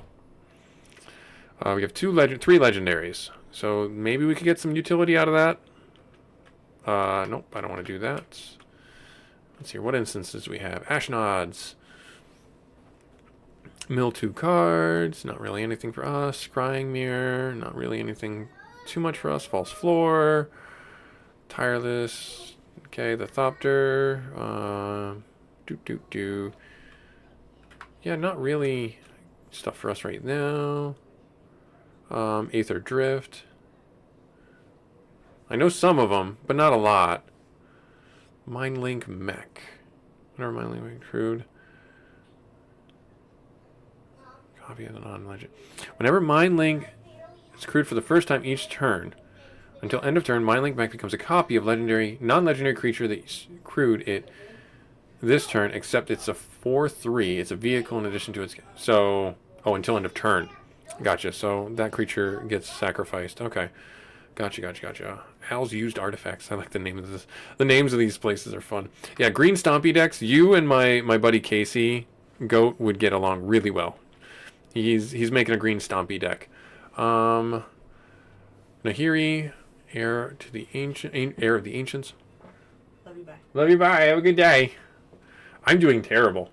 I'm sorry. That's okay. Deliver cookies today? Yeah, I can do that. There's Dave's. Yep. And Laura up the street. Yep, I can do that. This would be pretty good. Summon Legend. We could just tap, destroy target creature, which has an enchantment card played on it. So this would be removal for a lot of reasons. So that's actually not a bad card to get. And what about you? Legendary Rona. Sheoldred's Faithful. Whenever you cast it, target opponent loses 1 life. You may cast it from your graveyard by discarding 2 cards in addition to paying its other cost. That's not bad either. These are some good cards that we could potentially get. I'm not saying they're gonna like really, really help us, but they're still pretty good cards. So like these two, and this is just like we bring him out, and he just taps, destroys creatures that have enchantments on them, which I can put the Spider-Man No More on it, and that counts as an enchantment, and I can remove it. Not that I would do that, because that's kind of silly to do it that way. Are any of these anything I care about? I don't think so. Yeah, I don't think so. And what about you? Junk shop. Scarecrow guide. Activate. Oh, okay. Only one sheet of any color each turn. Mirror glass flying. Return target. Return land you control. Block. Oh, okay. That's not bad. Really good for a landfall deck as well. Consuming goo. Alright, so we've got some things that we want to take a look at and potentially buy. So let's go take a look at those things and maybe buy them. Boneyard. Nazar the Velvet Fang. Menace. Whenever you gain life, put a feeding counter. Whenever it attacks, you may remove 3 feeding counters from it. If you do draw a card, you lose 3 life. That's... Nah. Wall of Deceit. Turn... Morph. Oh, it's a... Okay, it's a morph one. High Tide Hermit. Enters battlefield. Get X paid. Okay, yep. Skittering Scryer. I can tap to survey and get some land if I really wanted to. Duskfang Mentor. When Duskfang enters, put a lifelink counter on target non-human creature you control, which would be very limited. We only have a few. Yeah. I owe to a Silent Prophet. Return 2 land. Copy target instant or spell. That's not bad, but kind of expensive. And that's kind of all I would look at. Okay. All right, and then so let's go take a look at what we would sell. Sell the cards. Yes, we'll sell, and then let's take a look at what else we can sell to potentially get up to what we need to. Angel of Saying, I've been thinking about doing a red-white deck or a red-blue deck, and so this would be really good to have. Like some of the cards I'm holding on to would potentially be good to have in that. Yeah, just kind of a hope and a dream at this point. Just because we're getting destroyed, lose one. Maybe the creature control is flying. So we'll sell this one. Until end of turn, target creature, up to 2 creatures or up to 1. Oh, okay. All right. So that's actually a pretty good one. It's got a cascading effect. What about you? What are your armor? Skyhook. Look at the top 6 of your mind. That's really good for the equipment. What about you? Augmented Automaton. Gets +1/+1 until end of turn. We'll sell you. Blitzball, goal. Sacrifice, draw 2 cards. Any color mana. I don't really see myself using that. Battle plan, draw 3 cards. We'll sell this guy. Call the Mountain Chocobo, hold on to. Cathor's Call. Canterbury, I like the idea of her, but at the same time, I don't know how I would use her. So I don't mind getting rid of her for now, and then potentially picking her up later. Destroy target creature. Oh, okay. Alright, Citywide Bust. That's not bad. Clear Shot. We'll get rid of you. Dragon Lair Spider. Whenever you cast a spell, put a 1/1 green insect token on the field. So, if you don't know about that, this game, I'll explain some things that I've come up to find out. You can do infinite combos in this game. This game does not exclude those cards. So if you're lucky enough to get those cards or pull those cards from packs or from forging cards, you can create infinite combo decks. They are perfectly viable, perfectly legal, and suck. I don't have any of those right now, so yeah. Return target. I don't know. This was really good because I'll return a token card or a token to a player's hand, and it removes all their tokens. It worked once, and that was when I was fighting the spiders in a cave because they kept on creating more and more spiders. So I bounced all the tokens back into his hand. I still lost, but it was still funny. So I guess I'm going to get rid of that right now. I guess I'll hold on to it. This land is... I'll sell that one. Farseek. We can remove that one. I'll sell this one. Flare of Faith. If it's human, it gets indestructible instead. Let's get rid of that. We have 2 of them, so good. We'll get rid of those. We're slowly but surely making our way up there. We have a basic forest I'll sell. I don't know how I got that. The archer... As long as they're equipped to attack. Yeah, we'll get rid of you. Falcon, protection from red, flying. We'll take care of you. Generator, servant, sacrifice generators, add 2 to mana pool. We'll get rid of you. Ghost Town. This is the landfall one, so I'm going to hold on to that just in case I do a landfall deck.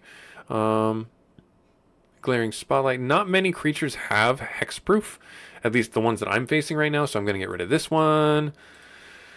You're probably out there screaming at me to not do half the things I'm doing. Return from the graveyard to the battlefield. I feel like this isn't really that useful for us. Extra arms. This spell costs 1 less if it's cast on a spider. 4/4. So that's like giant growth. That's not bad. We'll hold on to that. Let's see here. Griffin Rider. I think that's a pretty good one to get. When Griffin Goblin attacks, but if you do, try. Yep, okay. And then destroy all tapped creatures. We're going to get rid of you. Let's see here. I am playing adventure mode. Yes. I am playing. I'm not playing it well, but I'm playing adventure mode. Let's see. Haunted Mire. What was that one? What was Haunted Mire? Oh, green, black. I guess I'll hold on to that. Heirloom. If creature dies, we may reveal a top card. If each creature, put it onto your hand, and the rest on the bottom of your.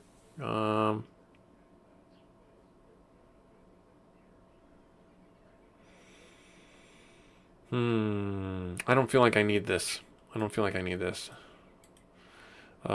Hideous End. We did have a bunch of Hideous Ends in our deck, and so I might put them back. Blue-red combos. Are you thinking fast ping burn and counterspell type? So I don't think you saw it earlier, Goat. We went into a cave and there's some goblins in there, and the goblins have, go figure, goblin decks, and they're just too fast for me to get my cards out and get a win. I've tried fighting them probably I think like 4 or 5 times at this point, and I just can't get into a rhythm to fight them.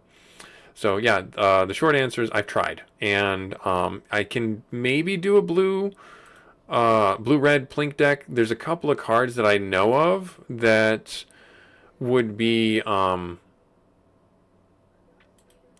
really helpful for that.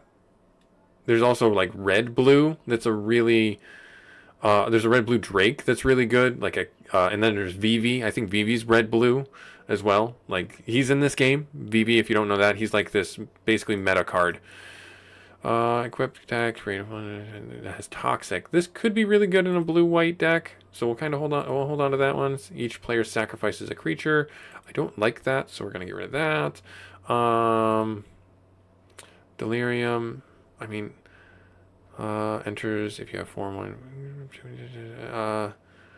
Target opponent. So if I do a spider deck, this would be crazy because I could just drop this guy and just destroy him.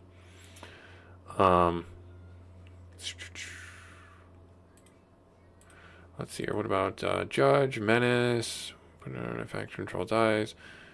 Okay, so that's got some potential there. Lake of the Dead, I think I want to get rid of. And then Lich's Tomb. I bought this one for the joke. You don't lose the game having 0 or less life. Whenever you lose life, sacrifice a permanent for each 1 life you lose. So if you do like a token deck, this would be really helpful. And you would basically create a deck where you don't die. again, it goes into those infinite combos that are out there that I just don't know, and I am, excited to find them, or have them be used against me. Look at the top X cards, and you're gonna put it on the bottom of your hand. I'm gonna get rid of the Machinate, Miles Morales. So hold on to them. I did have this card in my deck. This was a fun little spell or counter spell. Counter target spell unless caster pays an additional 1 and life and use this ability as an interrupt. Interrupts are no longer a thing in the game. It's only instants and sorceries. But yeah, I might put that in, and maybe that'll work for us to finally beat the knight. All permanents and targets, artifacts, and additional type. Yeah, I don't know about that. Mirror Landscaper, Nectar Fairy. What was the Nectar Fairy? Oh, it has lifelink. No, we'll get rid of you. I'm right now just trying to wholesale sell everything. Just so I can see what kind of money I'm playing with. This could be useful if I did do a third color. When this enters the graveyard, this would be kind of useful, but at the same time, not really, because if I do, let's see, Outwit. Do I want that? No, I'll sell Outwit. Oxidize.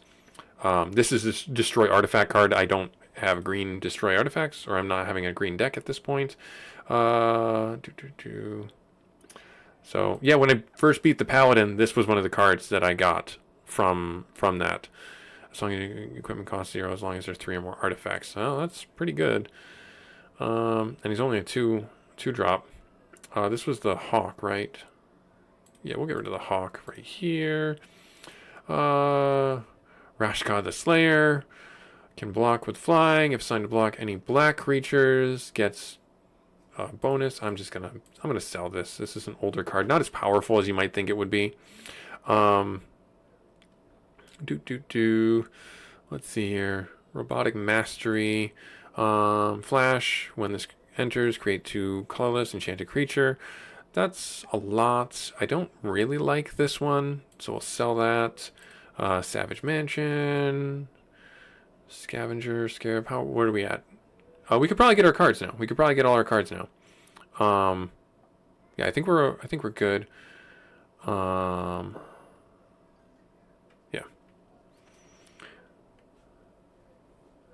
My buddy used to use that tomb, and it was the most annoying thing to ever play against.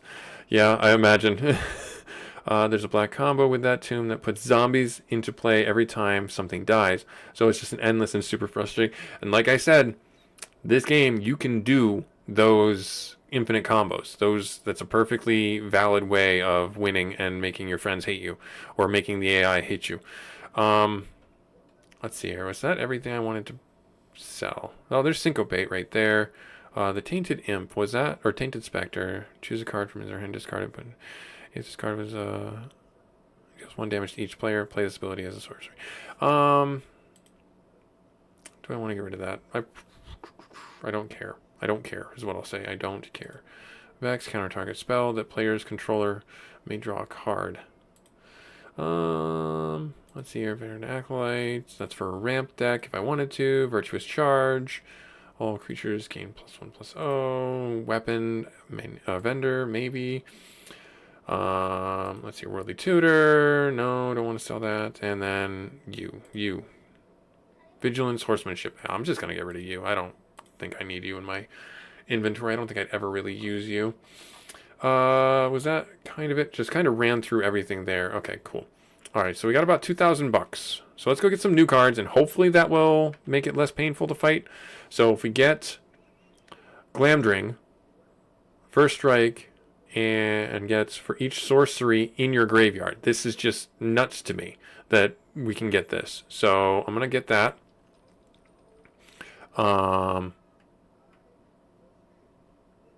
This one is actually not a bad buy either. Whenever equipped creature deals damage to player, because we have a rogue deck, we can bypass armor and things like that. We have making things unblockable, and so we can get a treasure token, which helps with our mana. But I don't really need this, I guess, so I don't want to waste our money on that or misuse our funds, as it were. Let's go here. Let's go here. I think this is all good. That's a 2/2 for flaw. For 3, let's go up here. Where was the other stuff? When Hemlock's enters the battlefield, you draw a card and use life. Sacrifice each equipment. Okay, so that's not really something super helpful for us. Oars Hove, Locket. That's not really anything for us. False floor enters the battlefield trap. Creatures enter the combat field. Oh, okay. All right. Not really anything for us. Not really anything for us.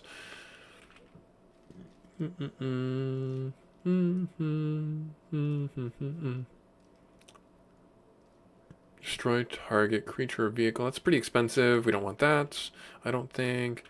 Let's go over here. Where was it? This guy. I think they have it right here. We could probably get this guy and get some removal. This would be pretty fun to have as well. Whenever you cast an instant or sorcery, each opponent loses 1 life. You may cast her from the graveyard by discarding 2 cards, in addition to paying her casting cost.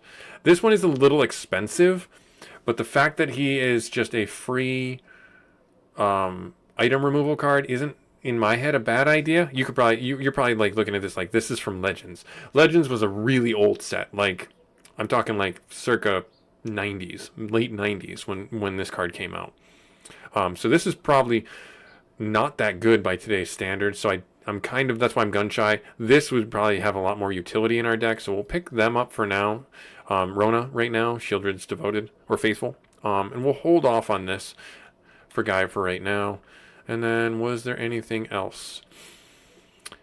Non-player cards can't enter the battlefield. Players can't. Non-permanent cards in graveyards and libraries can't enter the battlefield. Players can't cast spells from them. That's actually, that breaks a lot of decks. Let's see here. Defender, First Strike. Okay. Jinx Idol does 2 damage. Sacrifice.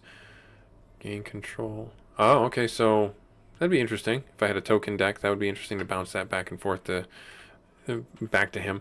What was the other one that I wanted to get? Was it this one? No, it wasn't that one. Where was it?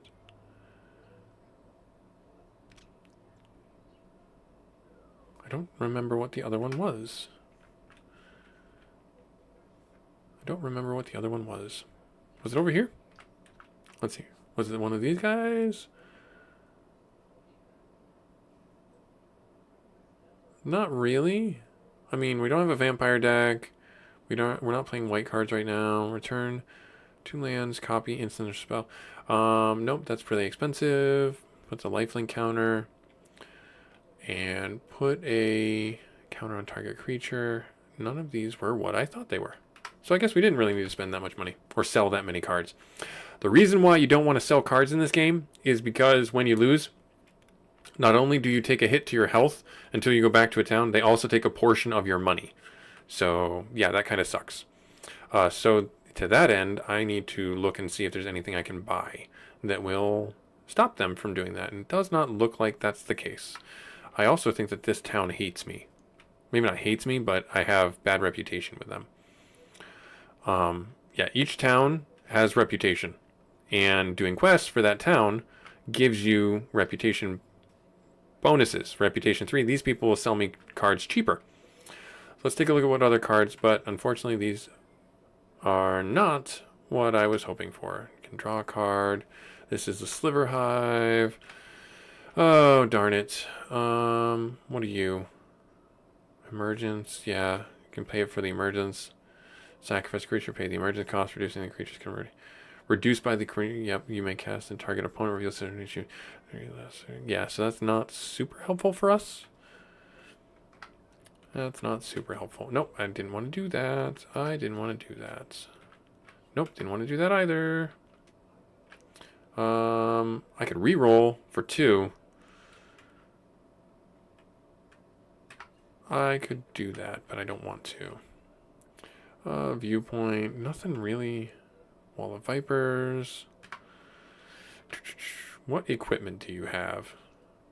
He's got some equipment here. So I could go through the trouble of trying to sell cards and get some body armor. Because I already have the boots. Yeah, I already have the boots, right? Yeah, I do. Yeah, 1 in movement speed. So let's go through the trouble and try and sell some cards and get where we need to be. Sell that guy.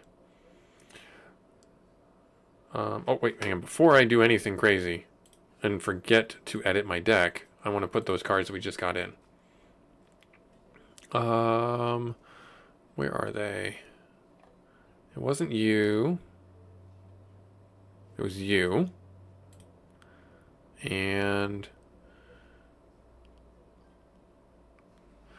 Hey, how's it going? How's it going, rock guitarist? Having a good day? I'm having a terrible one. I'm doing terrible. Overall.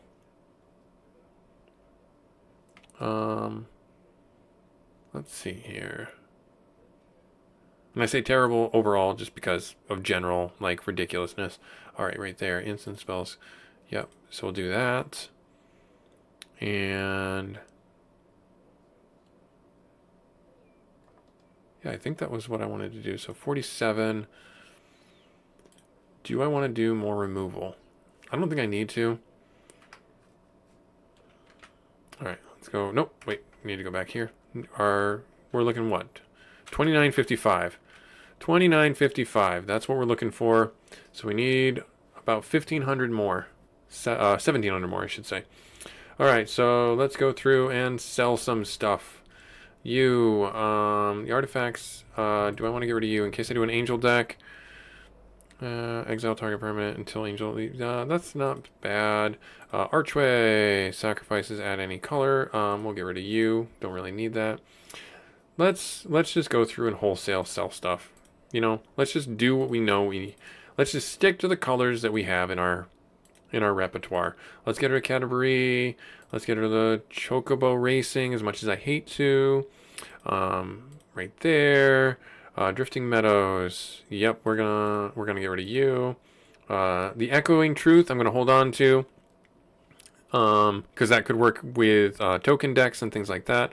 We'll get rid of the Griffin Flyers, the Griffin Wing Cavalier. We'll hold on to you. Grow extra arms. We'll get rid of Haste Magic. I'm going to hold on to because we might pivot to red. So I'm going to hold on to that. Haunted Mire. What are you? Okay, comes in tap. That's the tap green black land. I will get rid of Hue. Hideous End. We'll hold on to. Hope. Eisheim. Did not know I had this one. We're going to get rid of it because I didn't know I had it. We'll get rid of the Monk. Let's see here. Oh, yeah, guitarist Papa Goat says that he enjoys a green stompy deck. So, you and him, best of friends right now. I could do... No, I can't do this. What am I talking about? That can go.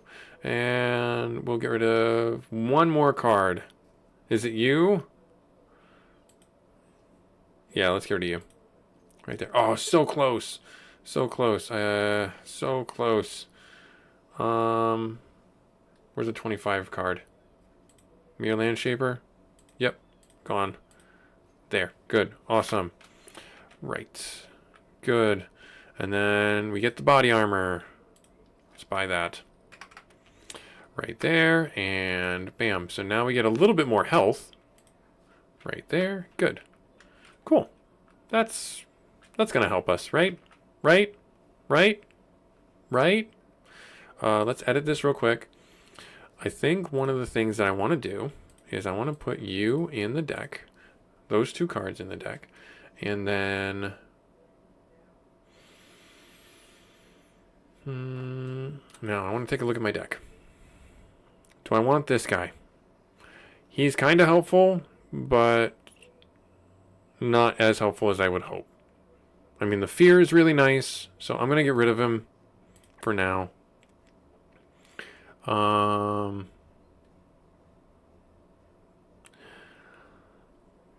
Do I want Shieldred's Faithful? Or, hear me out, do I just want to get rid of these two instants? that's not going to be helpful because Shieldred's Faithful... You know what? I think I need to do this because I don't have a way of recycling instance. So as much as I had some good ideas for Shieldred's Faithful, I'm going to remove that from the deck. Let's see here. What else is there? This has kind of lost its usefulness. Venom has kind of lost his usefulness. I just have him in here just because, I mean, he's a 4/5 for 4, and I can exile him and put tokens, and then creatures gain death touch from those. But it's only until end of turn. So it's like, do you really want that? I mean, yeah, I'm going to remove it. Yeah, I'm going to remove him. As much as I hate removing Venom, I think that's the best play there. 46 cards. All right, we'll leave that there. And then we'll do this. We'll save it right here. And then we'll save. Yes. All right. I know in my heart of hearts we can beat this knight. We can do it. Where's this guy at? There he is, down there. Come here, you. Let's do it. Have at you, armored knight. Have at you, sir. We won the coin toss. Yay. Coin toss. Coin toss. Wife. Coin toss. We will keep this hand. We will drop the tap land and we will pass. Of course he's going to do that. What a jerk. We have the extra life to absorb the hits. Hooray.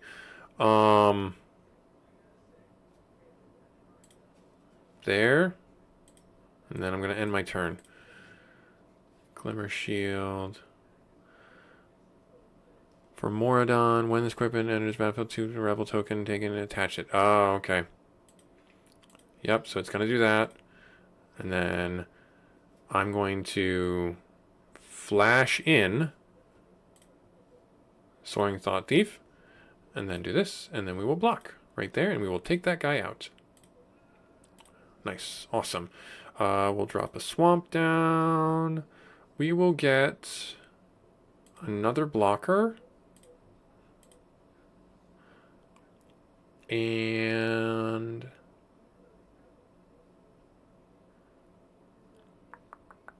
we can have him start milling cards.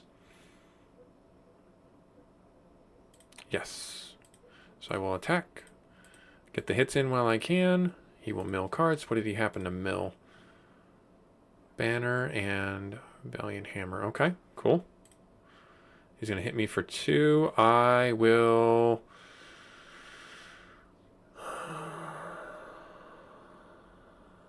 accept the damage. Yep. Alright. Drop this down. So how do I want to do this? I could, whenever an equipment owner may draw a card, I want to kill this because I do not want him to have the card draw. So there, and then I will hit him, and yep, just resolve those. He will mill some cards, and we get a draw. What else did he mill? Oh, good. He dropped a blocker and that. Okay. All right. He hasn't dropped any land, so... Yep, he's going to hit me for 2. And he's going to summon... Oh, this card. Darn it. No. Shoot. I was hopeful that we got something, but not the case. All right.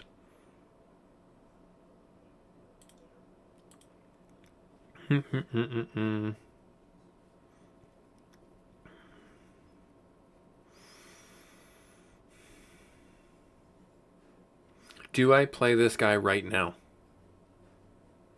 No, because this is why.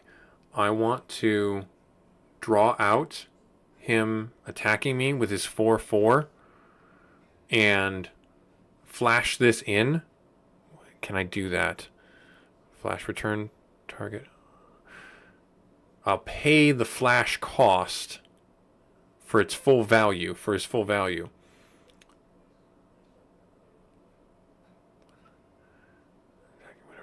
Yeah, so I'm going to do that. I'm going to hold on to this so that he attacks me with this as a 3 whenever this creature attacks each other creature. So this still will be a 3/4, but then he's going to attack with those, and I got to be a little safe. So I'm going to hold off on attacking, and I need to, nope, there, and then I will end my turn. He's going to, oh, of course he does. Of course he does. Of course he does. There, yep. Yep. That's just, this is great for you. Okay, and draw a card. So those are 3, 4. So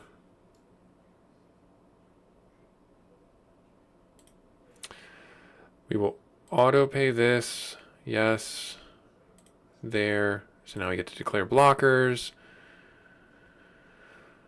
I think that we have no choice but to block here, here, and here. No. No. You block there.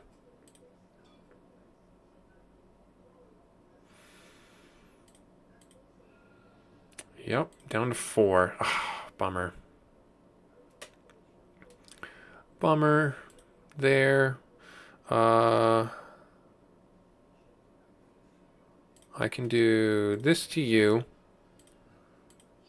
So now he's just got the 1/1s, and we bring you out right there. Okay, kind of stabilized, but he can Alpha Strike and do... Oh, good! Colossal Hammer is exactly what I wanted him to bring in. He's going to hit me with a... I'll just take this out. Why would I not? I can't take any more damage. I'm down to 4. Yep, when he comes in, yep. Yep. Oh, there's that. So... I can't really... Well, if I bring this in, right there, and then I equip that onto you, right here for 2. There. And then that's my turn. Shining Armor, of course. Of course. Why wouldn't you? Yep, Attender, yep. Puts the hammer on there. Ah, he's got me. There's no way I could do anything about that. Only if. Alright. Now, get healed up. And we will... So the reason why you might be wondering I'm beating my head against a wall trying to fight this guy is because you're on a time limit with these quests. And we're just waiting for that one golden game where he doesn't get anything and we get all our stuff.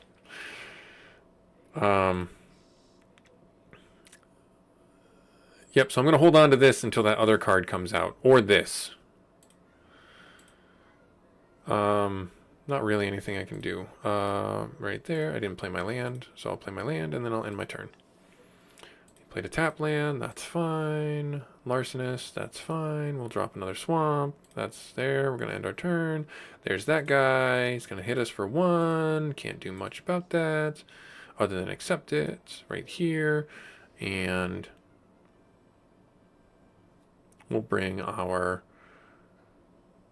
blocker out right there. Good. Okay. Oh, good. That's exactly what you needed. And he has trample lifelink. Ah, it's so annoying. No, I'm not going to block that because I would just die. So right there, drop our land.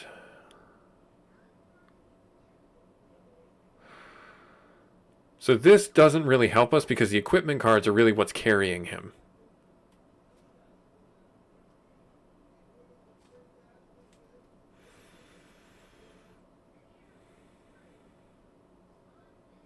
So I have to.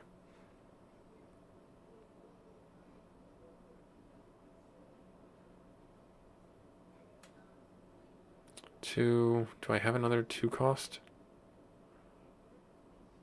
Blink of an eye. I could bounce it back, but it's got haste. It doesn't matter. I've already played my land? I have. Alright, so Let's end our turn.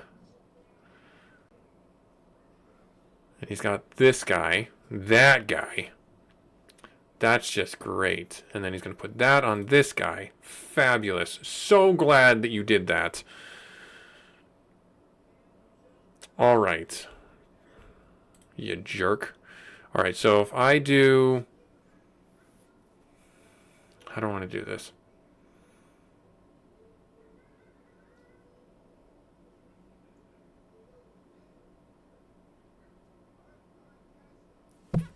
I only have these two that I can play. I can kill him, bounce him. That's what I got to do. So I can kill him, and then bounce him. Oh, it has ward? I didn't realize it had a ward on it. Where's that one from? There, the armor. Ah, darn it. Ouch. Ouch.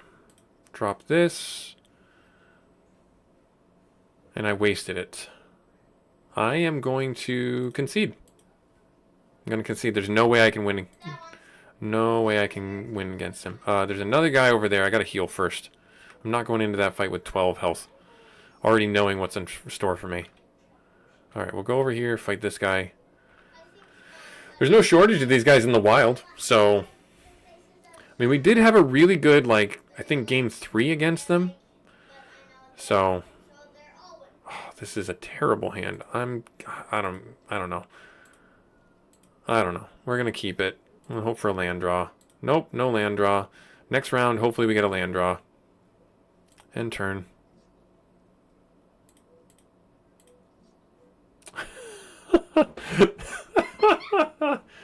Oh, no land draw. Let's see. What do I want to get rid of? I have no choice. I've got to get rid of something. I think I want to get rid of Spider-Man. No more. Spider-Man, no more. Yep. Right here. Yep. Okay, we're just not. It's not going to happen there. It's not going to happen there. So they take 10% of your monies when you lose. 10%. This is just watching an idiot play Magic on repeat. Hopefully you guys are enjoying the content. If you are, hit that subscribe button for more top-tier Magic the Gathering playing. Oh, gosh. Alright, is this any better? Yes, we got 3 mana. We got a couple removals. Alright, cool. We'll drop our tap land, and then we'll pass turn. Alright, cool. You know what? I'm going to take that guy out. Next round. 2 rounds. We'll drop this. Target player sacrifices a creature. Bam. Get rid of you. Get rid of it. Get rid of it, and then we'll end our turn. Cool. Awesome. He's got that. Makes it Death Touch Lifelink. I have no blocker. That's fine. We're going to drop this, and then we're going to do target non-black creature. Does this have ward on it now? It does not. It's just got that. Great. We're going to kill it with Plague. Hideous End. Right there. And then we're going to end turn. And then he's going to do what? Oh, okay. So he's going to create a token. Okay, that's fine. Drop this down. 2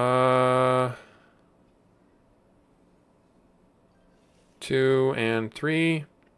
Great smiley face. Oh, this is going well. This is going well. There is a mulligan option. The mulligan, I just wanted to try and push it. So, yeah. Let's drop you right there, and then we'll end our turn. Another token, yep, and then he can put that on there, making it 2/2 with Death Touch, right? Yeah, Death Touch Lifelink. He's going to attack. Yep, he's going to attack.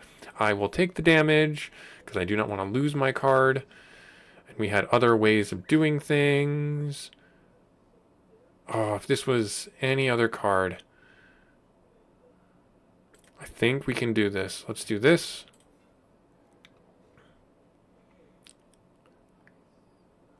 And then we'll end our turn. Yep. Circle of Loyalty. 5, of course. Of course.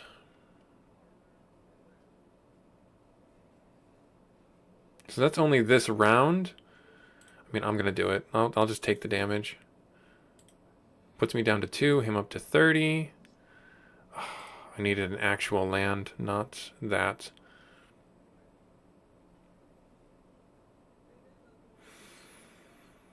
I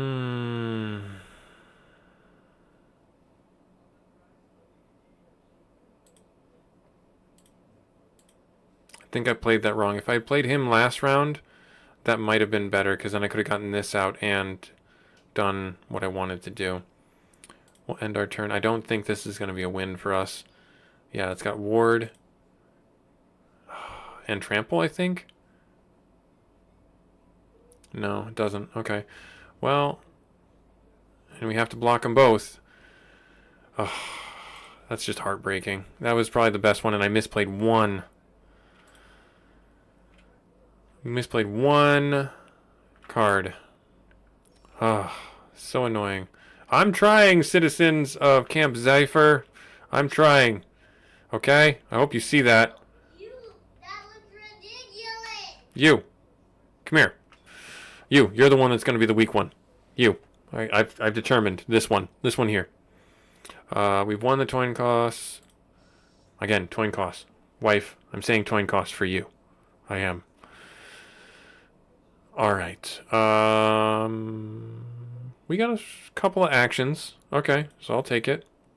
Drop the swamp. End our turn. Oh, that guy with this again. Right there.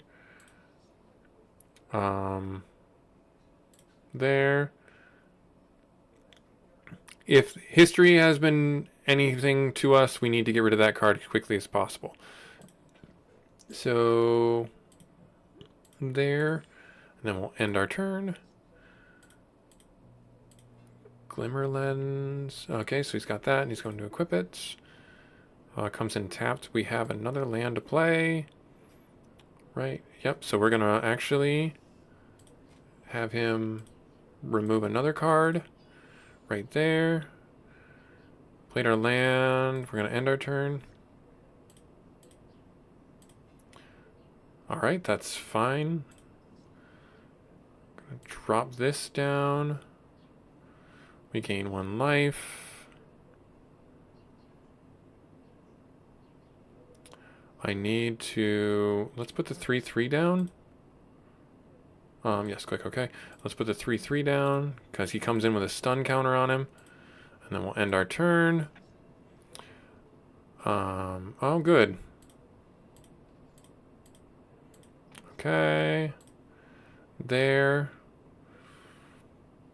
I have 5.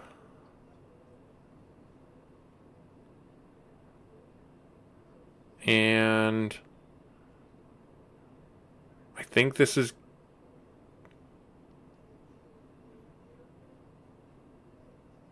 Yeah, let's do this. There. Right there. Here. Onto you. There. Yep, so that's a 5/3 because we have 2 instants in our graveyard. And then we attack. We have to go on the offensive. And if he kills us, that's fine.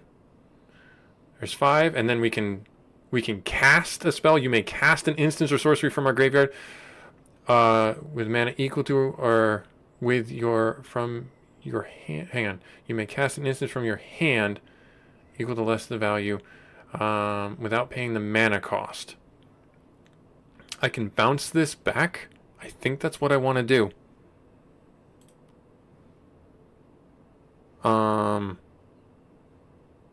We can pay the kicker too, I think, right? Is that how that works? Cancel. Click OK. And then, do you want to play this? Yes. Is it going to let me do the kicker? Oh, it's not going to let me do the kicker. It's just going to let me do the basic cast. Okay, that's fine. But cancel.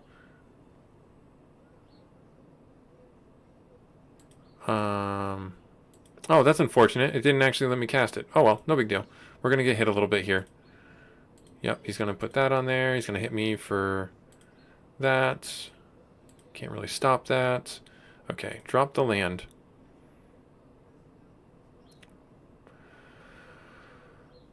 Put the larcenist out there. Okay. Here. Alpha strike. Hit for another 5. Is he going to declare a blocker? He is not. And then I will click.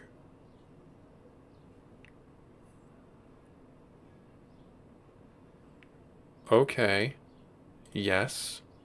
No. There. Bounce that to his hand. So he has to cast that again.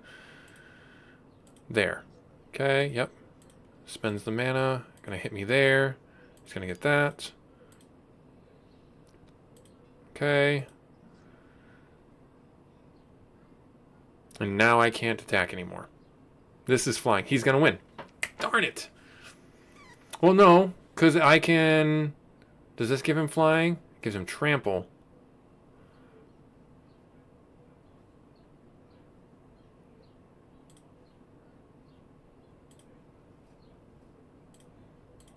So now it's not got flying and it's defender.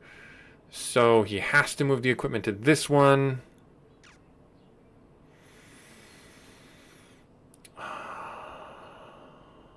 Let's end our turn. Let's see what happens. Oh, of course. That one's great. And then he's going to put that on there. No attacks. Okay. We'll auto-resolve this. I can't attack. He's putting that on there. It's a 9-7. Fabulous. Yep. And it's got ward. And it's got... Shoot. Vigilance. That's the other symbol. It doesn't have trample. So... You block there. You block there.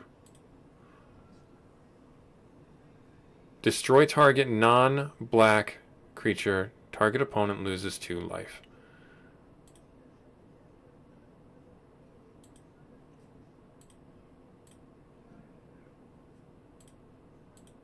Right there. Make sure I do that this time. Make sure I paid the ward cost so that it actually goes through. And there's that.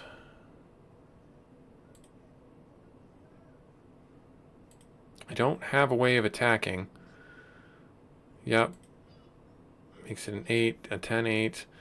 Again, I've just got a chump block. If I can get another removal card, that'd be... No, it's got trample. Never mind. If I could have gotten another removal card. Oh, all the best laid plans. All right. That was a pretty good one. That one was pretty good. That one was pretty good. We're getting better at predicting some of the movement, some of the interactions. All right, Hugh. No, I didn't want to go into the city. These people are probably like, aren't you supposed to be killing a knight? And I'm like, I know. I know. I'm supposed to be killing the knight. I know. I got lucky the first time, it seems. 1, 2, 3, 4 land. We do have some removal, so... Okay, we'll keep it. We'll keep it. And then we'll drop the life land and end our turn. Drops a tap land himself. That's great. Drop another tap land. We'll end our turn. Thrawn Power Suit. And then drop you. Pay that. Click OK. End turn. When you control a knight, look at the top 5. You don't. We get a blue source here. I want to hold this. I'll have to do... Yeah, let's do this. Destroy this right now. Right there. And then hit him for 3. Right there. So, as I understand it, people submit decks to the creator of this game, and he uploads them, and that's what these opponents play. I don't know the method to do that. That's what I understand to happen inside the game. So it may not be entirely true, but that's just, I think, how it works. Oh, knights have double strike. That is terrifying. That's just terrifying. That guy's got to go. We're going to get rid of that. I know I said I would hold on to that card, but I can't, because knights having double strike in this are terrifying.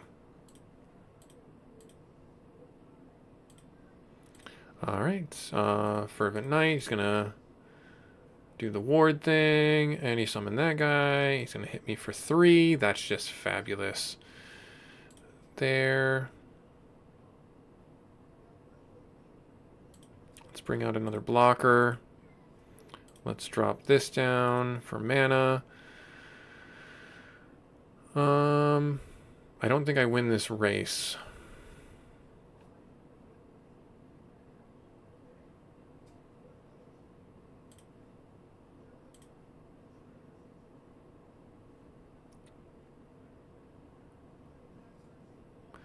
End turn. Let's end our turn. Kiddos don't have school today. No, they do not. Ring of Loyalty. Oh, that's just fabulous. Good for you. That's just good for you, isn't it? Alright, so block this. He's got trample, so there's really no point there. Drop you. Bring out this guy. No, we have the mana right there. Good.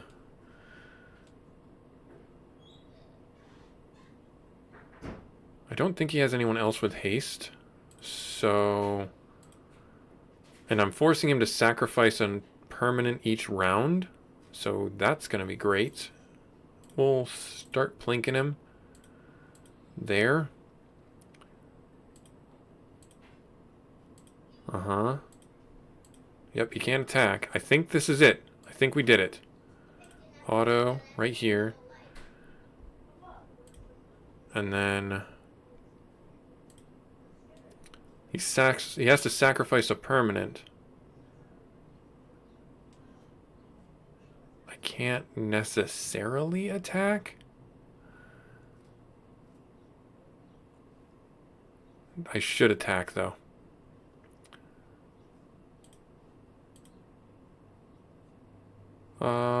You... Okay. Cancel. Don't need him to be unblockable because he's already unblockable.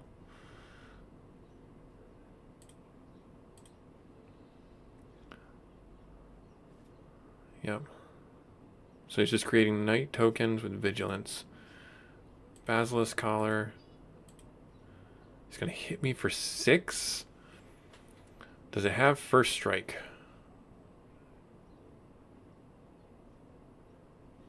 It does not have first strike.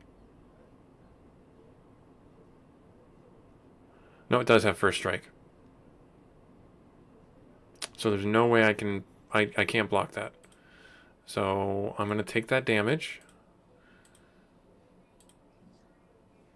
Target player sacrifices a creature. I think I have flashback for that too. Yeah, so actually if I do this, I can bring my other guy out.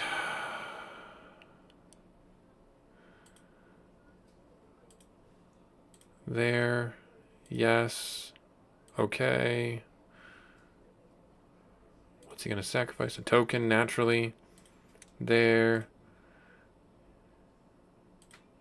There.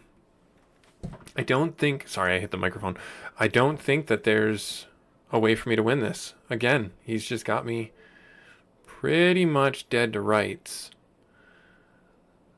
Because this has trample too, right? Yep, trample. Oh, so annoying. So 6, he would block the 6/6. 3, and he's going to clap back. He's just going to kill me. I mean, Alpha Strike just hit him right there. Uh-huh. Um,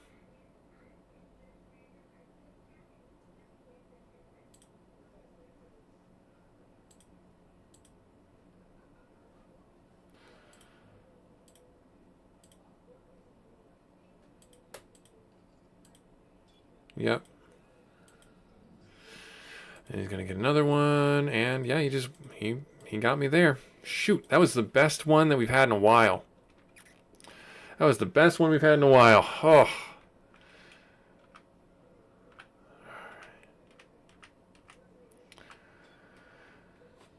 We're gonna do it. This is my whole day right now. This is my whole day. I'm so excited. Alright. Got 2 land. I can work with that. Yeah, I go first. Right here. Okay, we will keep this. Drop. Enter. Okay. Swamp. Drop you. Auto. Him down. End turn. Throw on power suit. That's fine. Here. Don't need to worry about that. So if I put this on him, he can't do his ability actually, because this sword is protection from blue. So you can't activate his ability on the person that has this sword equipped to it. His ability. Alright, Alpha Strike right there. Sure, there. Cancel. There.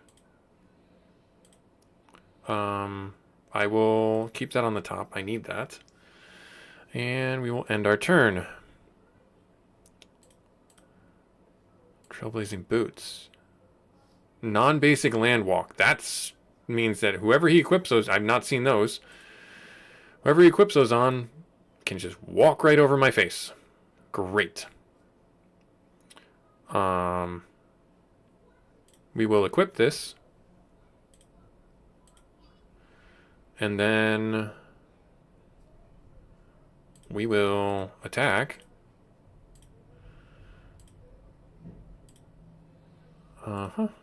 So we'll get his effect, and then we'll get the sword effect. Do I want this? I kind of need to have the removal stuff. Put that at the bottom. Yep, so that needs to die with 3 or less. It's a sorcery. Okay, I have to do that on my turn. Oh, perfect. Perfect, we'll just do this. Actually, wait. Do I want to do that? Hang on, was that my instant? That's an instant. So we'll just do this right there. Perfect. There. Alpha Strike. Okay. Cancel. Okay. There. I have Trailblazers as a win con. And, oh, good. Yeah, Trailblazers. Good to know. Now I know that I need to get equipment removal. This guy can't be blocked, so we will top deck him. We get another Wolfie token. Pure Steel Paladin. Puts the suit on him. So he's got Ward 2? He's got Ward 2. 2-turn eliminating commander. Yeah, I can see that. I can see that, guitarist. I can see that. So if I do this, him, auto, okay. It got around ward cost because I targeted the player, not the creature. And that's why that worked. There, do. I'm not saying it. I'm not saying it. I'm not saying it yet. Okay, I'm not going to put the mana there. Click there. We'll resolve both. Yes. We do. We'll leave the island on top. And then there. He's got a defender and sort of vigilance and another one of those. Okay. Good. 1, 2, 3, 4, 5, 6, 7, 8, 9 on 4 separate sources. I think we got it. Because I will kill one, auto pay, there. We did it. We finally did it. Yes, make that unblockable. There, and that guarantees that we won. We did it. Thank the maker. We did it. 1 damage equals to, yeah. Oh my goodness, we did it. What did this guy give me? That took the better part of the day, but we did it. And that's what my suffrage was all week. I was banging my head against the wall, trying to get these quests done and doing these things. It did not go smoothly. If a source would deal damage to a equipped creature, prevent X, where X is equal to the number of creatures you control. That'd be really good in a token deck. That would be really good in a token deck. Every samurai or warrior attacks alone. Ancient samurai gets +2. Okay, so no, don't really want that. Conductive machete. Manifest dread. Oh. Top 2 cards. Face down is a 2/2 creature. Ogre head helm. And we got some monies. Click OK. Alright, successfully defended. You should return and report your success. I'm going to. The leader of Camp Zephyrs, thank you, +2 local, and $500. So now our reputation here should be 5. Hang on, let me step out real quick and let that go away. And then it should come up here. Yep, there's that one, return. Give it a second for that to cycle away.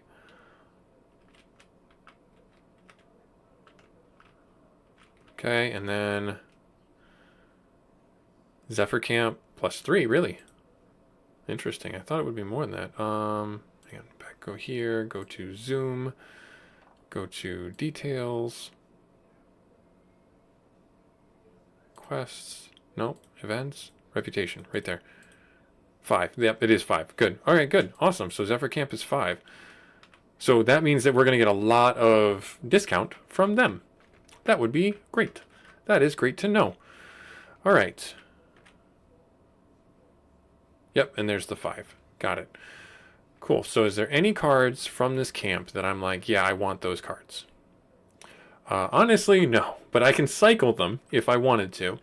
And see if there's... This is a sliver one. I mean, I've thought about making a sliver deck, but I'm like, I don't really know that many good slivers. And what is the... What's the draft that's here? Battle for Zendikar. Is that the dinosaur one?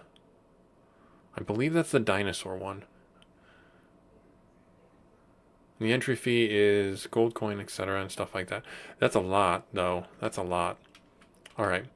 We're going to hold off on that and their ridiculousness. And we're going to go to... Let's go to the black area. Let's go down to the black area down here. So if I go to the inn and I look at the inn and talk to them, that's where you pick up your quests in this game. The problem with that is if you decline a quest, it has a chance, it's not 100% every time, it has a chance of damaging your reputation.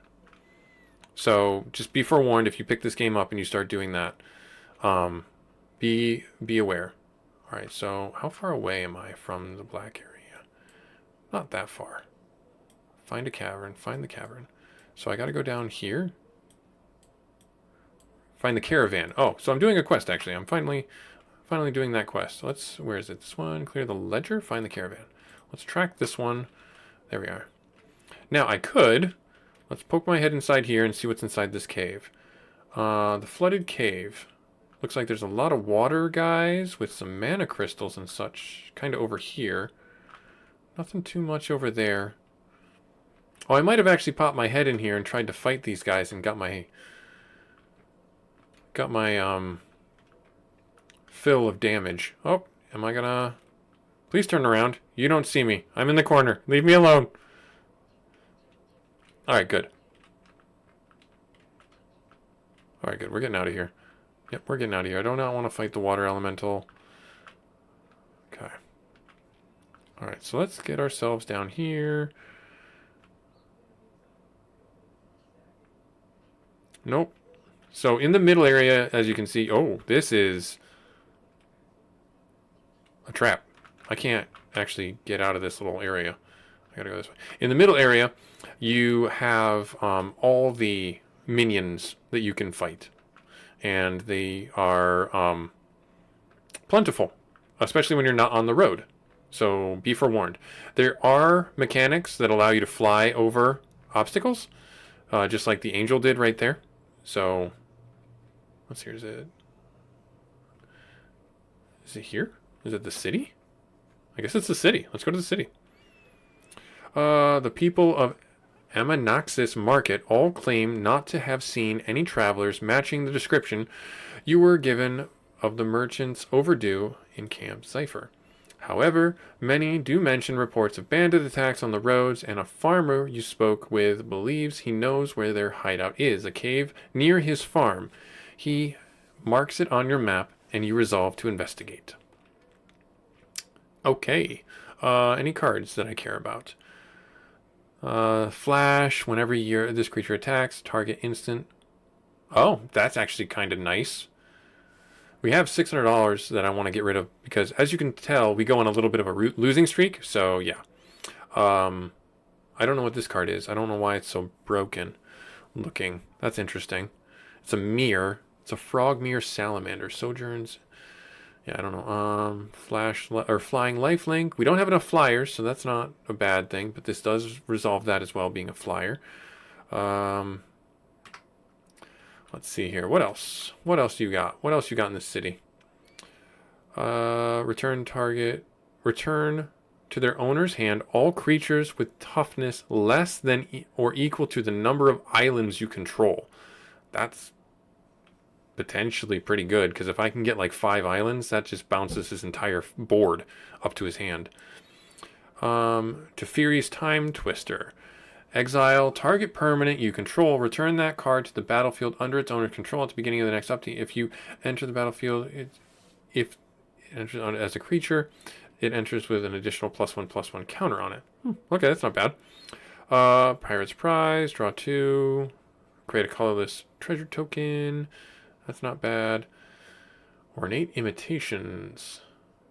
Oh, for each number of 1 and X, conjure a duplicate of a random creature with the mana value. So you can duplicate creatures with this. Of a random creature with mana value. So that's random. I don't know how you make that random or how it makes it random. Obviously, it's a game. It would just tell you what one it gives you. Spits it out. Reactor City. None of these are for us, really. Yeah, none of these really are for us. Being blue-black. Let's go up here. What do you have here? Arms and Armor.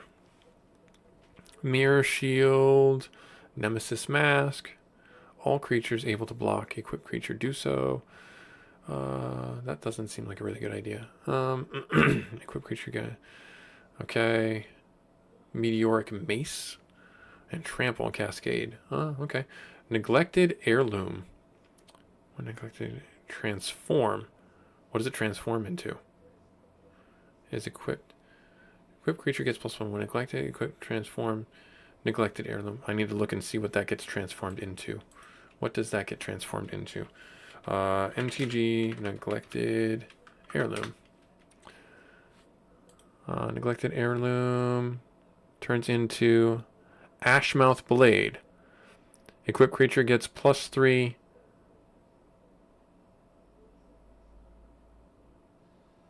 I see. Okay, so the creature has to transform this, and I don't have any transforming creatures in the deck right now. But that's actually a pretty good card if you did have a transform deck. All right, let's see here. Investigator's Journal. Put Prism counter on play. Medicine Bag. Discard regenerate a creature. Blight. Destroy target land. Bone Mask. Prevent all damage. Remove the top card from your library. Altar of the Lost. Altar of the Lost. Okay, yep, so not really anything too much good for us. What do you got? Way of the Thief. As long as you control a gate. I don't have gates in this deck, I don't think. Propaganda. Each turn, each creature cannot attack unless its controller pays an additional one.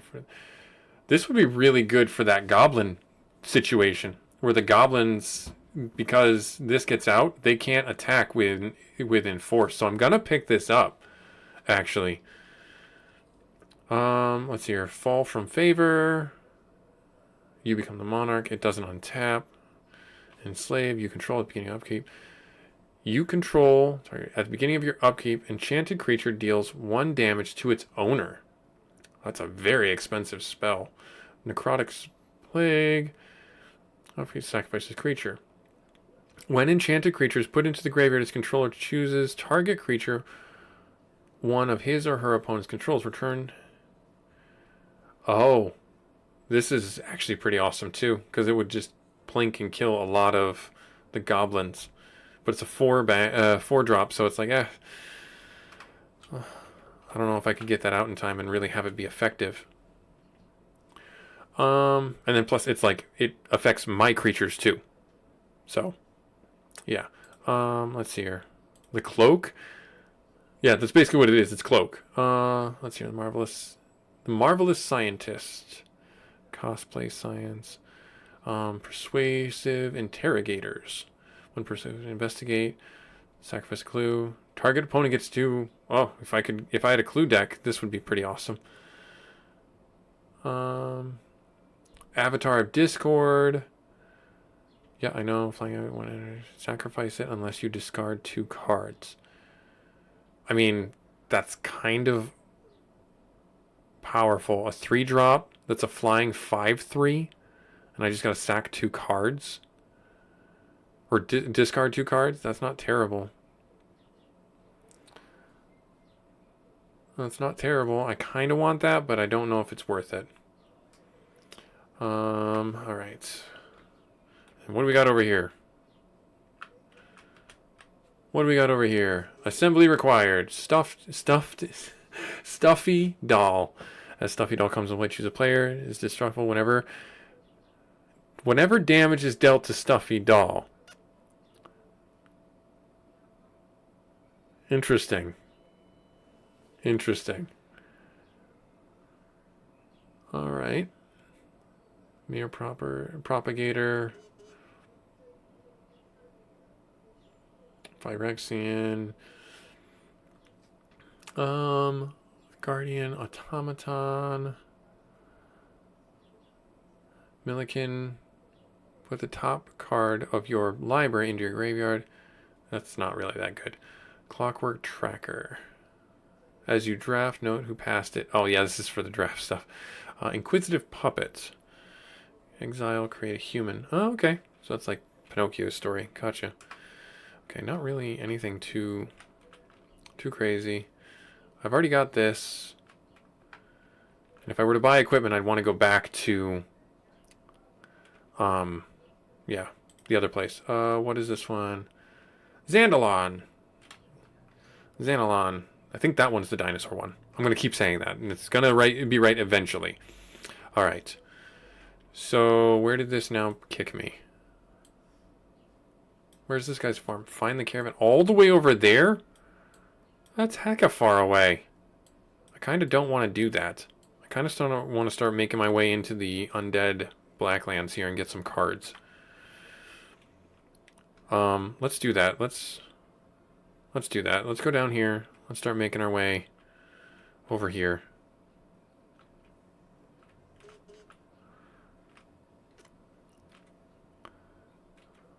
Cool. Let's check what you got. What do you got? The Battle of Dragon Brothers. It's always a siege. Okay. Battles of the Ages. These are sieges. Okay. I don't know if I need any sieges in my deck. Enter Siege, Invasion of Ravnica. When invasion enters battlefield, exile target non-land permanent. Opponent colors. Yeah. So then what does it do when it flips? It turns into a 5/5. It's the only one that really. Invasion of Kaladesh. Okay. It was in the 3rd house. Okay. I'll have to go back and maybe take a look at it. Exotic lands. Any of these for us? Doesn't look like it. None of them are blue-black. None of them are blue-black.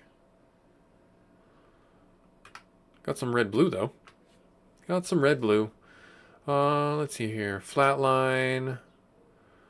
Creatures your opponent control. Oh, okay. So that could really be helpful. Save me a turn, as it were. When casting a spell, that's kind of expensive. Sky Striker. Create whenever it attacks, create a 1/1 colorless artifact creature token. Oh. It has flying too. That's not a bad choice. It's only 300. Emery, Lurker of the Lock. Whenever enters, you put top 4 cards of your library into your graveyard. Choose target artifact from your graveyard. I don't really have an artifact deck though. Pseudo Dragon Familiar. Gains flying. Flow of ideas. Draw a card for each island you control. Subjugate the Hobbits from Lord of the Rings. You gain control of each non-commander creature with 3 or less. Well, it's kind of expensive, but Workshop Elders at the beginning are artifact creatures. Oh, okay.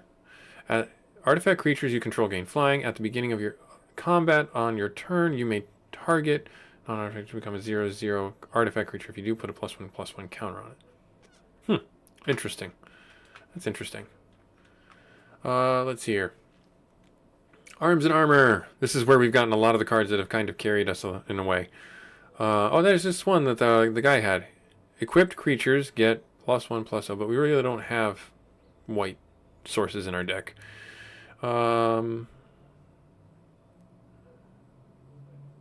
This is actually really good to stop a creature from becoming a pain in the butt. Whenever equipped creature attacks, choose up to one target creature. That creature can't be blocked this turn and has power and toughness base 1/1. So if you have an equipment deck, this is what would really kind of help you. Spare Dagger from Dungeons and Dragons, I believe. Oh, the Thron's power suit. Victor Chariot, Trample, Haste, and okay. Equipped creature gets +1 whenever this creature combat.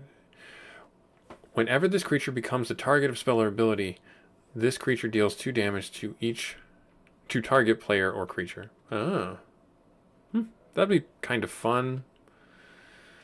Mask of Memory. You draw 2 cards if you do discard a card from your hand. No, as long as. Okay. Alright, yeah, so not really too much there for us. The Menagerie. What do you got here? Oh, Lord of the Rings. Goldberry River Daughter. Remove a counter from each kind not on Goldberry from another target permanent you control. Move 1 or more to. Oh, okay, so she can bounce counters. So this would again be really good with a saga deck. No. What's the one? It's not a saga. It's the other one.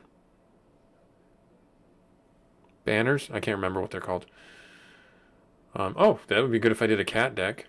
King of the Pride, 2/1 to all cats. Cozy Trickster. Whenever an opponent shuffles, his or her library gets a counter on it. Oh, okay, so they can ramp. None of these are anything I care about because I'm currently running blue-black. White Soldier, Cursed Scroll. Name a card. Target opponent chooses a card at random from his or her hand. If he or she chooses the name card. Interesting. Alright. Erratic Portal, return target permanent to owner unless he plays one. It's kind of good for bouncing like tokens back up into the deck, but not really great for what we got going on. Bucknard's Ever Full Purse. Roll a d4.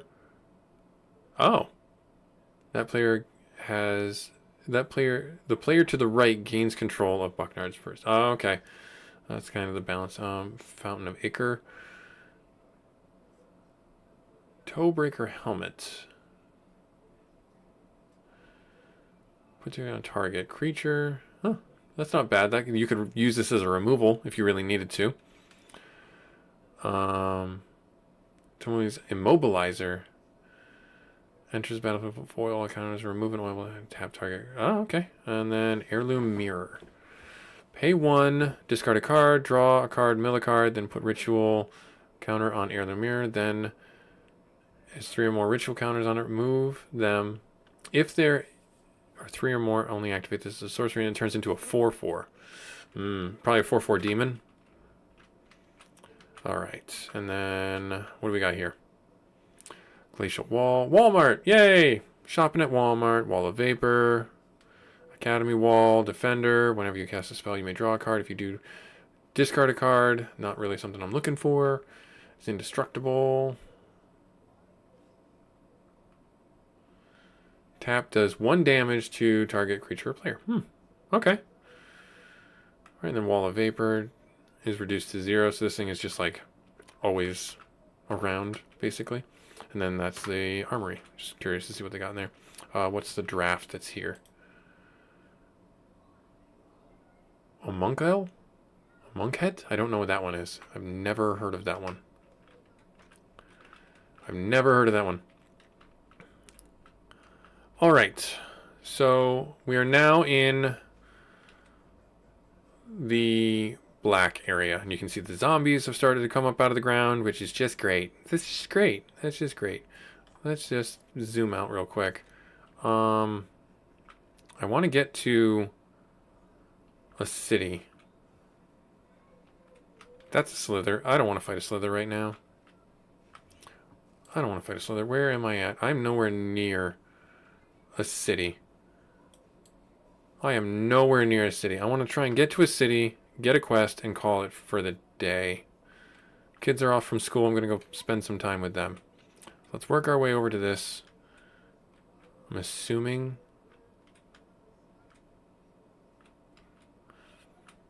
Why is there an angel in the Undead Lands?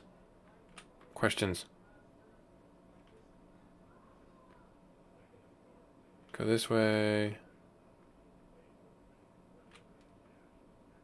It's a bat. Alright, so that is a city. Okay, good. Oh, no, I gotta go around the long way. I'm gonna go to the further city, because there's a bat that's behind me. And I don't trust it to not give me rabies.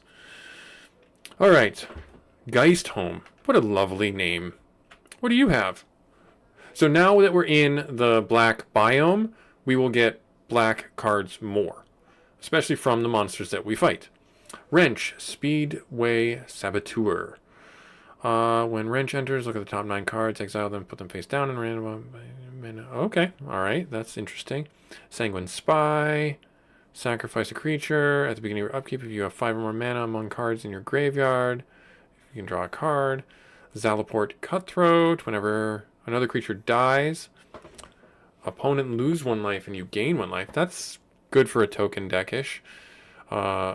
Rictus Robber. When Rictus Robber enters, if a creature died this turn, create a blue-black zombie. Rogue token.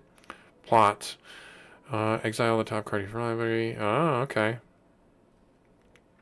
Snake Rogue. Whenever deals combat damage, venture into the dungeon. Interesting. Yuan Tai Fang. Interesting. Okay, so that's good to know.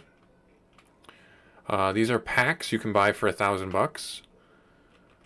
That's good that they have those here. Oh, Lilith! Lilith! We have a Planeswalker we could potentially get. That's the first one I've seen, actually. Draw a card, you lose 1 life. Yeah, we don't really have a way of getting tokens on her, loyalty counters on her. That's fine. What's over here?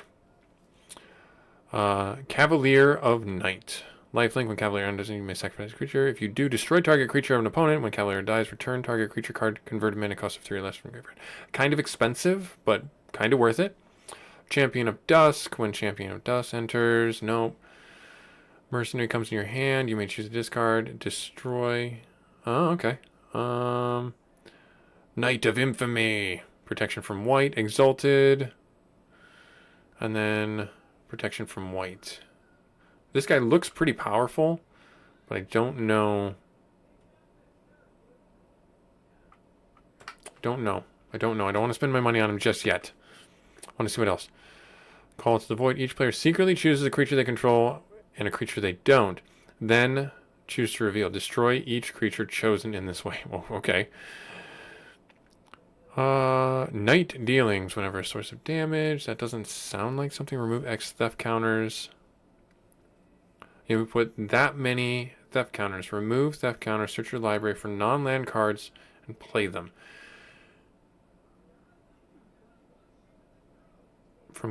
So that would be potentially really good for the Goblin deck because they'll keep hitting me, and I'll get night counters, and I can play cards for the mana cost from my deck. Stroke of Luck. Put them on same. With the same name as the chosen card, you lose 1 life for each card. Not really looking to do that. Scourge of Nuamai. At the beginning of your upkeep, you lose 1 life if you don't control an ogre. Lorcana. Or not Lorcana, I'm sorry. Lorcana's a different game. Lorewind, Eclipse, Heirloom Auntie. This creature enters with 2/1 whenever you survey, or no, dies. Survey 1, then remove a counter. Shilob's Ambush. And Death Touch, create a food token. And then you gain 3 life. Essence Extract. I actually sold an Essence Extract before. All creatures get -2/-2. Scry. This would be really good against his Goblin deck. I kind of want to pick that up. And then this looks like a Minotaur. Is this a Minotaur? The demon. It's a demon. Alright, cool. Being your upkeep, if you have no cards in your hand, each opponent loses 1 or 2 life. At the beginning of each opponent's upkeep, if that opponent has no cards. Oh, interesting. That's a bit expensive to cast that, though. Apocalypse Demon. Toughness equal to the number of cards in your graveyard. Unless you sacrifice a creature. Alright. Okay. Yes, I will be done in a moment, and then we'll have some lunch. All right. Yep, that was the signal. I got the signal from my daughter. I got to get going. Conductor of Cacophony. Yeah, I'll look these over. I'll pick up some cards. Power Word Kill. That's actually a pretty good card to get. Destroying target non-angel, non-demon, non-devil, non-dragon. That might be a good one to get. And then what draft is here? Core set 2021. I don't remember. I don't know any of that. This is a sliver deck again. And then what's this one over here? The Menagerie and other creatures. Yep. So these cards will stay here until I cycle them. And I don't need to do that right now. Oh, Landscape Sketchbook. Oh, okay. Snow covered ones. Gotcha. Cool. Awesome. So yeah, this was Busy Gamer Dad doing more of our MTG Forge, Magic the Gathering Forge. Hopefully you guys liked it. Hopefully you guys are here for it. We are in the black biome. I'm going to fight around down in here now this week, try and get some more black cards for our deck and try and bounce between the black and the white, or black and the blue lands to get some cards. I think they're next to each other. I don't want to make that bold statement. They are. They're right next to each other. So yeah, my plan is to fight in this area right here and then see about getting some cards that we can fix our deck with and get some better cards for ourselves. Like, comment, subscribe if you feel like I did a good job today. If you didn't subscribe already, thank you. If you did, thank you regardless for taking time out of your busy schedule to come play this game with me. Hopefully you guys enjoyed some of it, and we will catch you next week where we will play more Magic the Gathering for our Magic March. And I hope to see you then.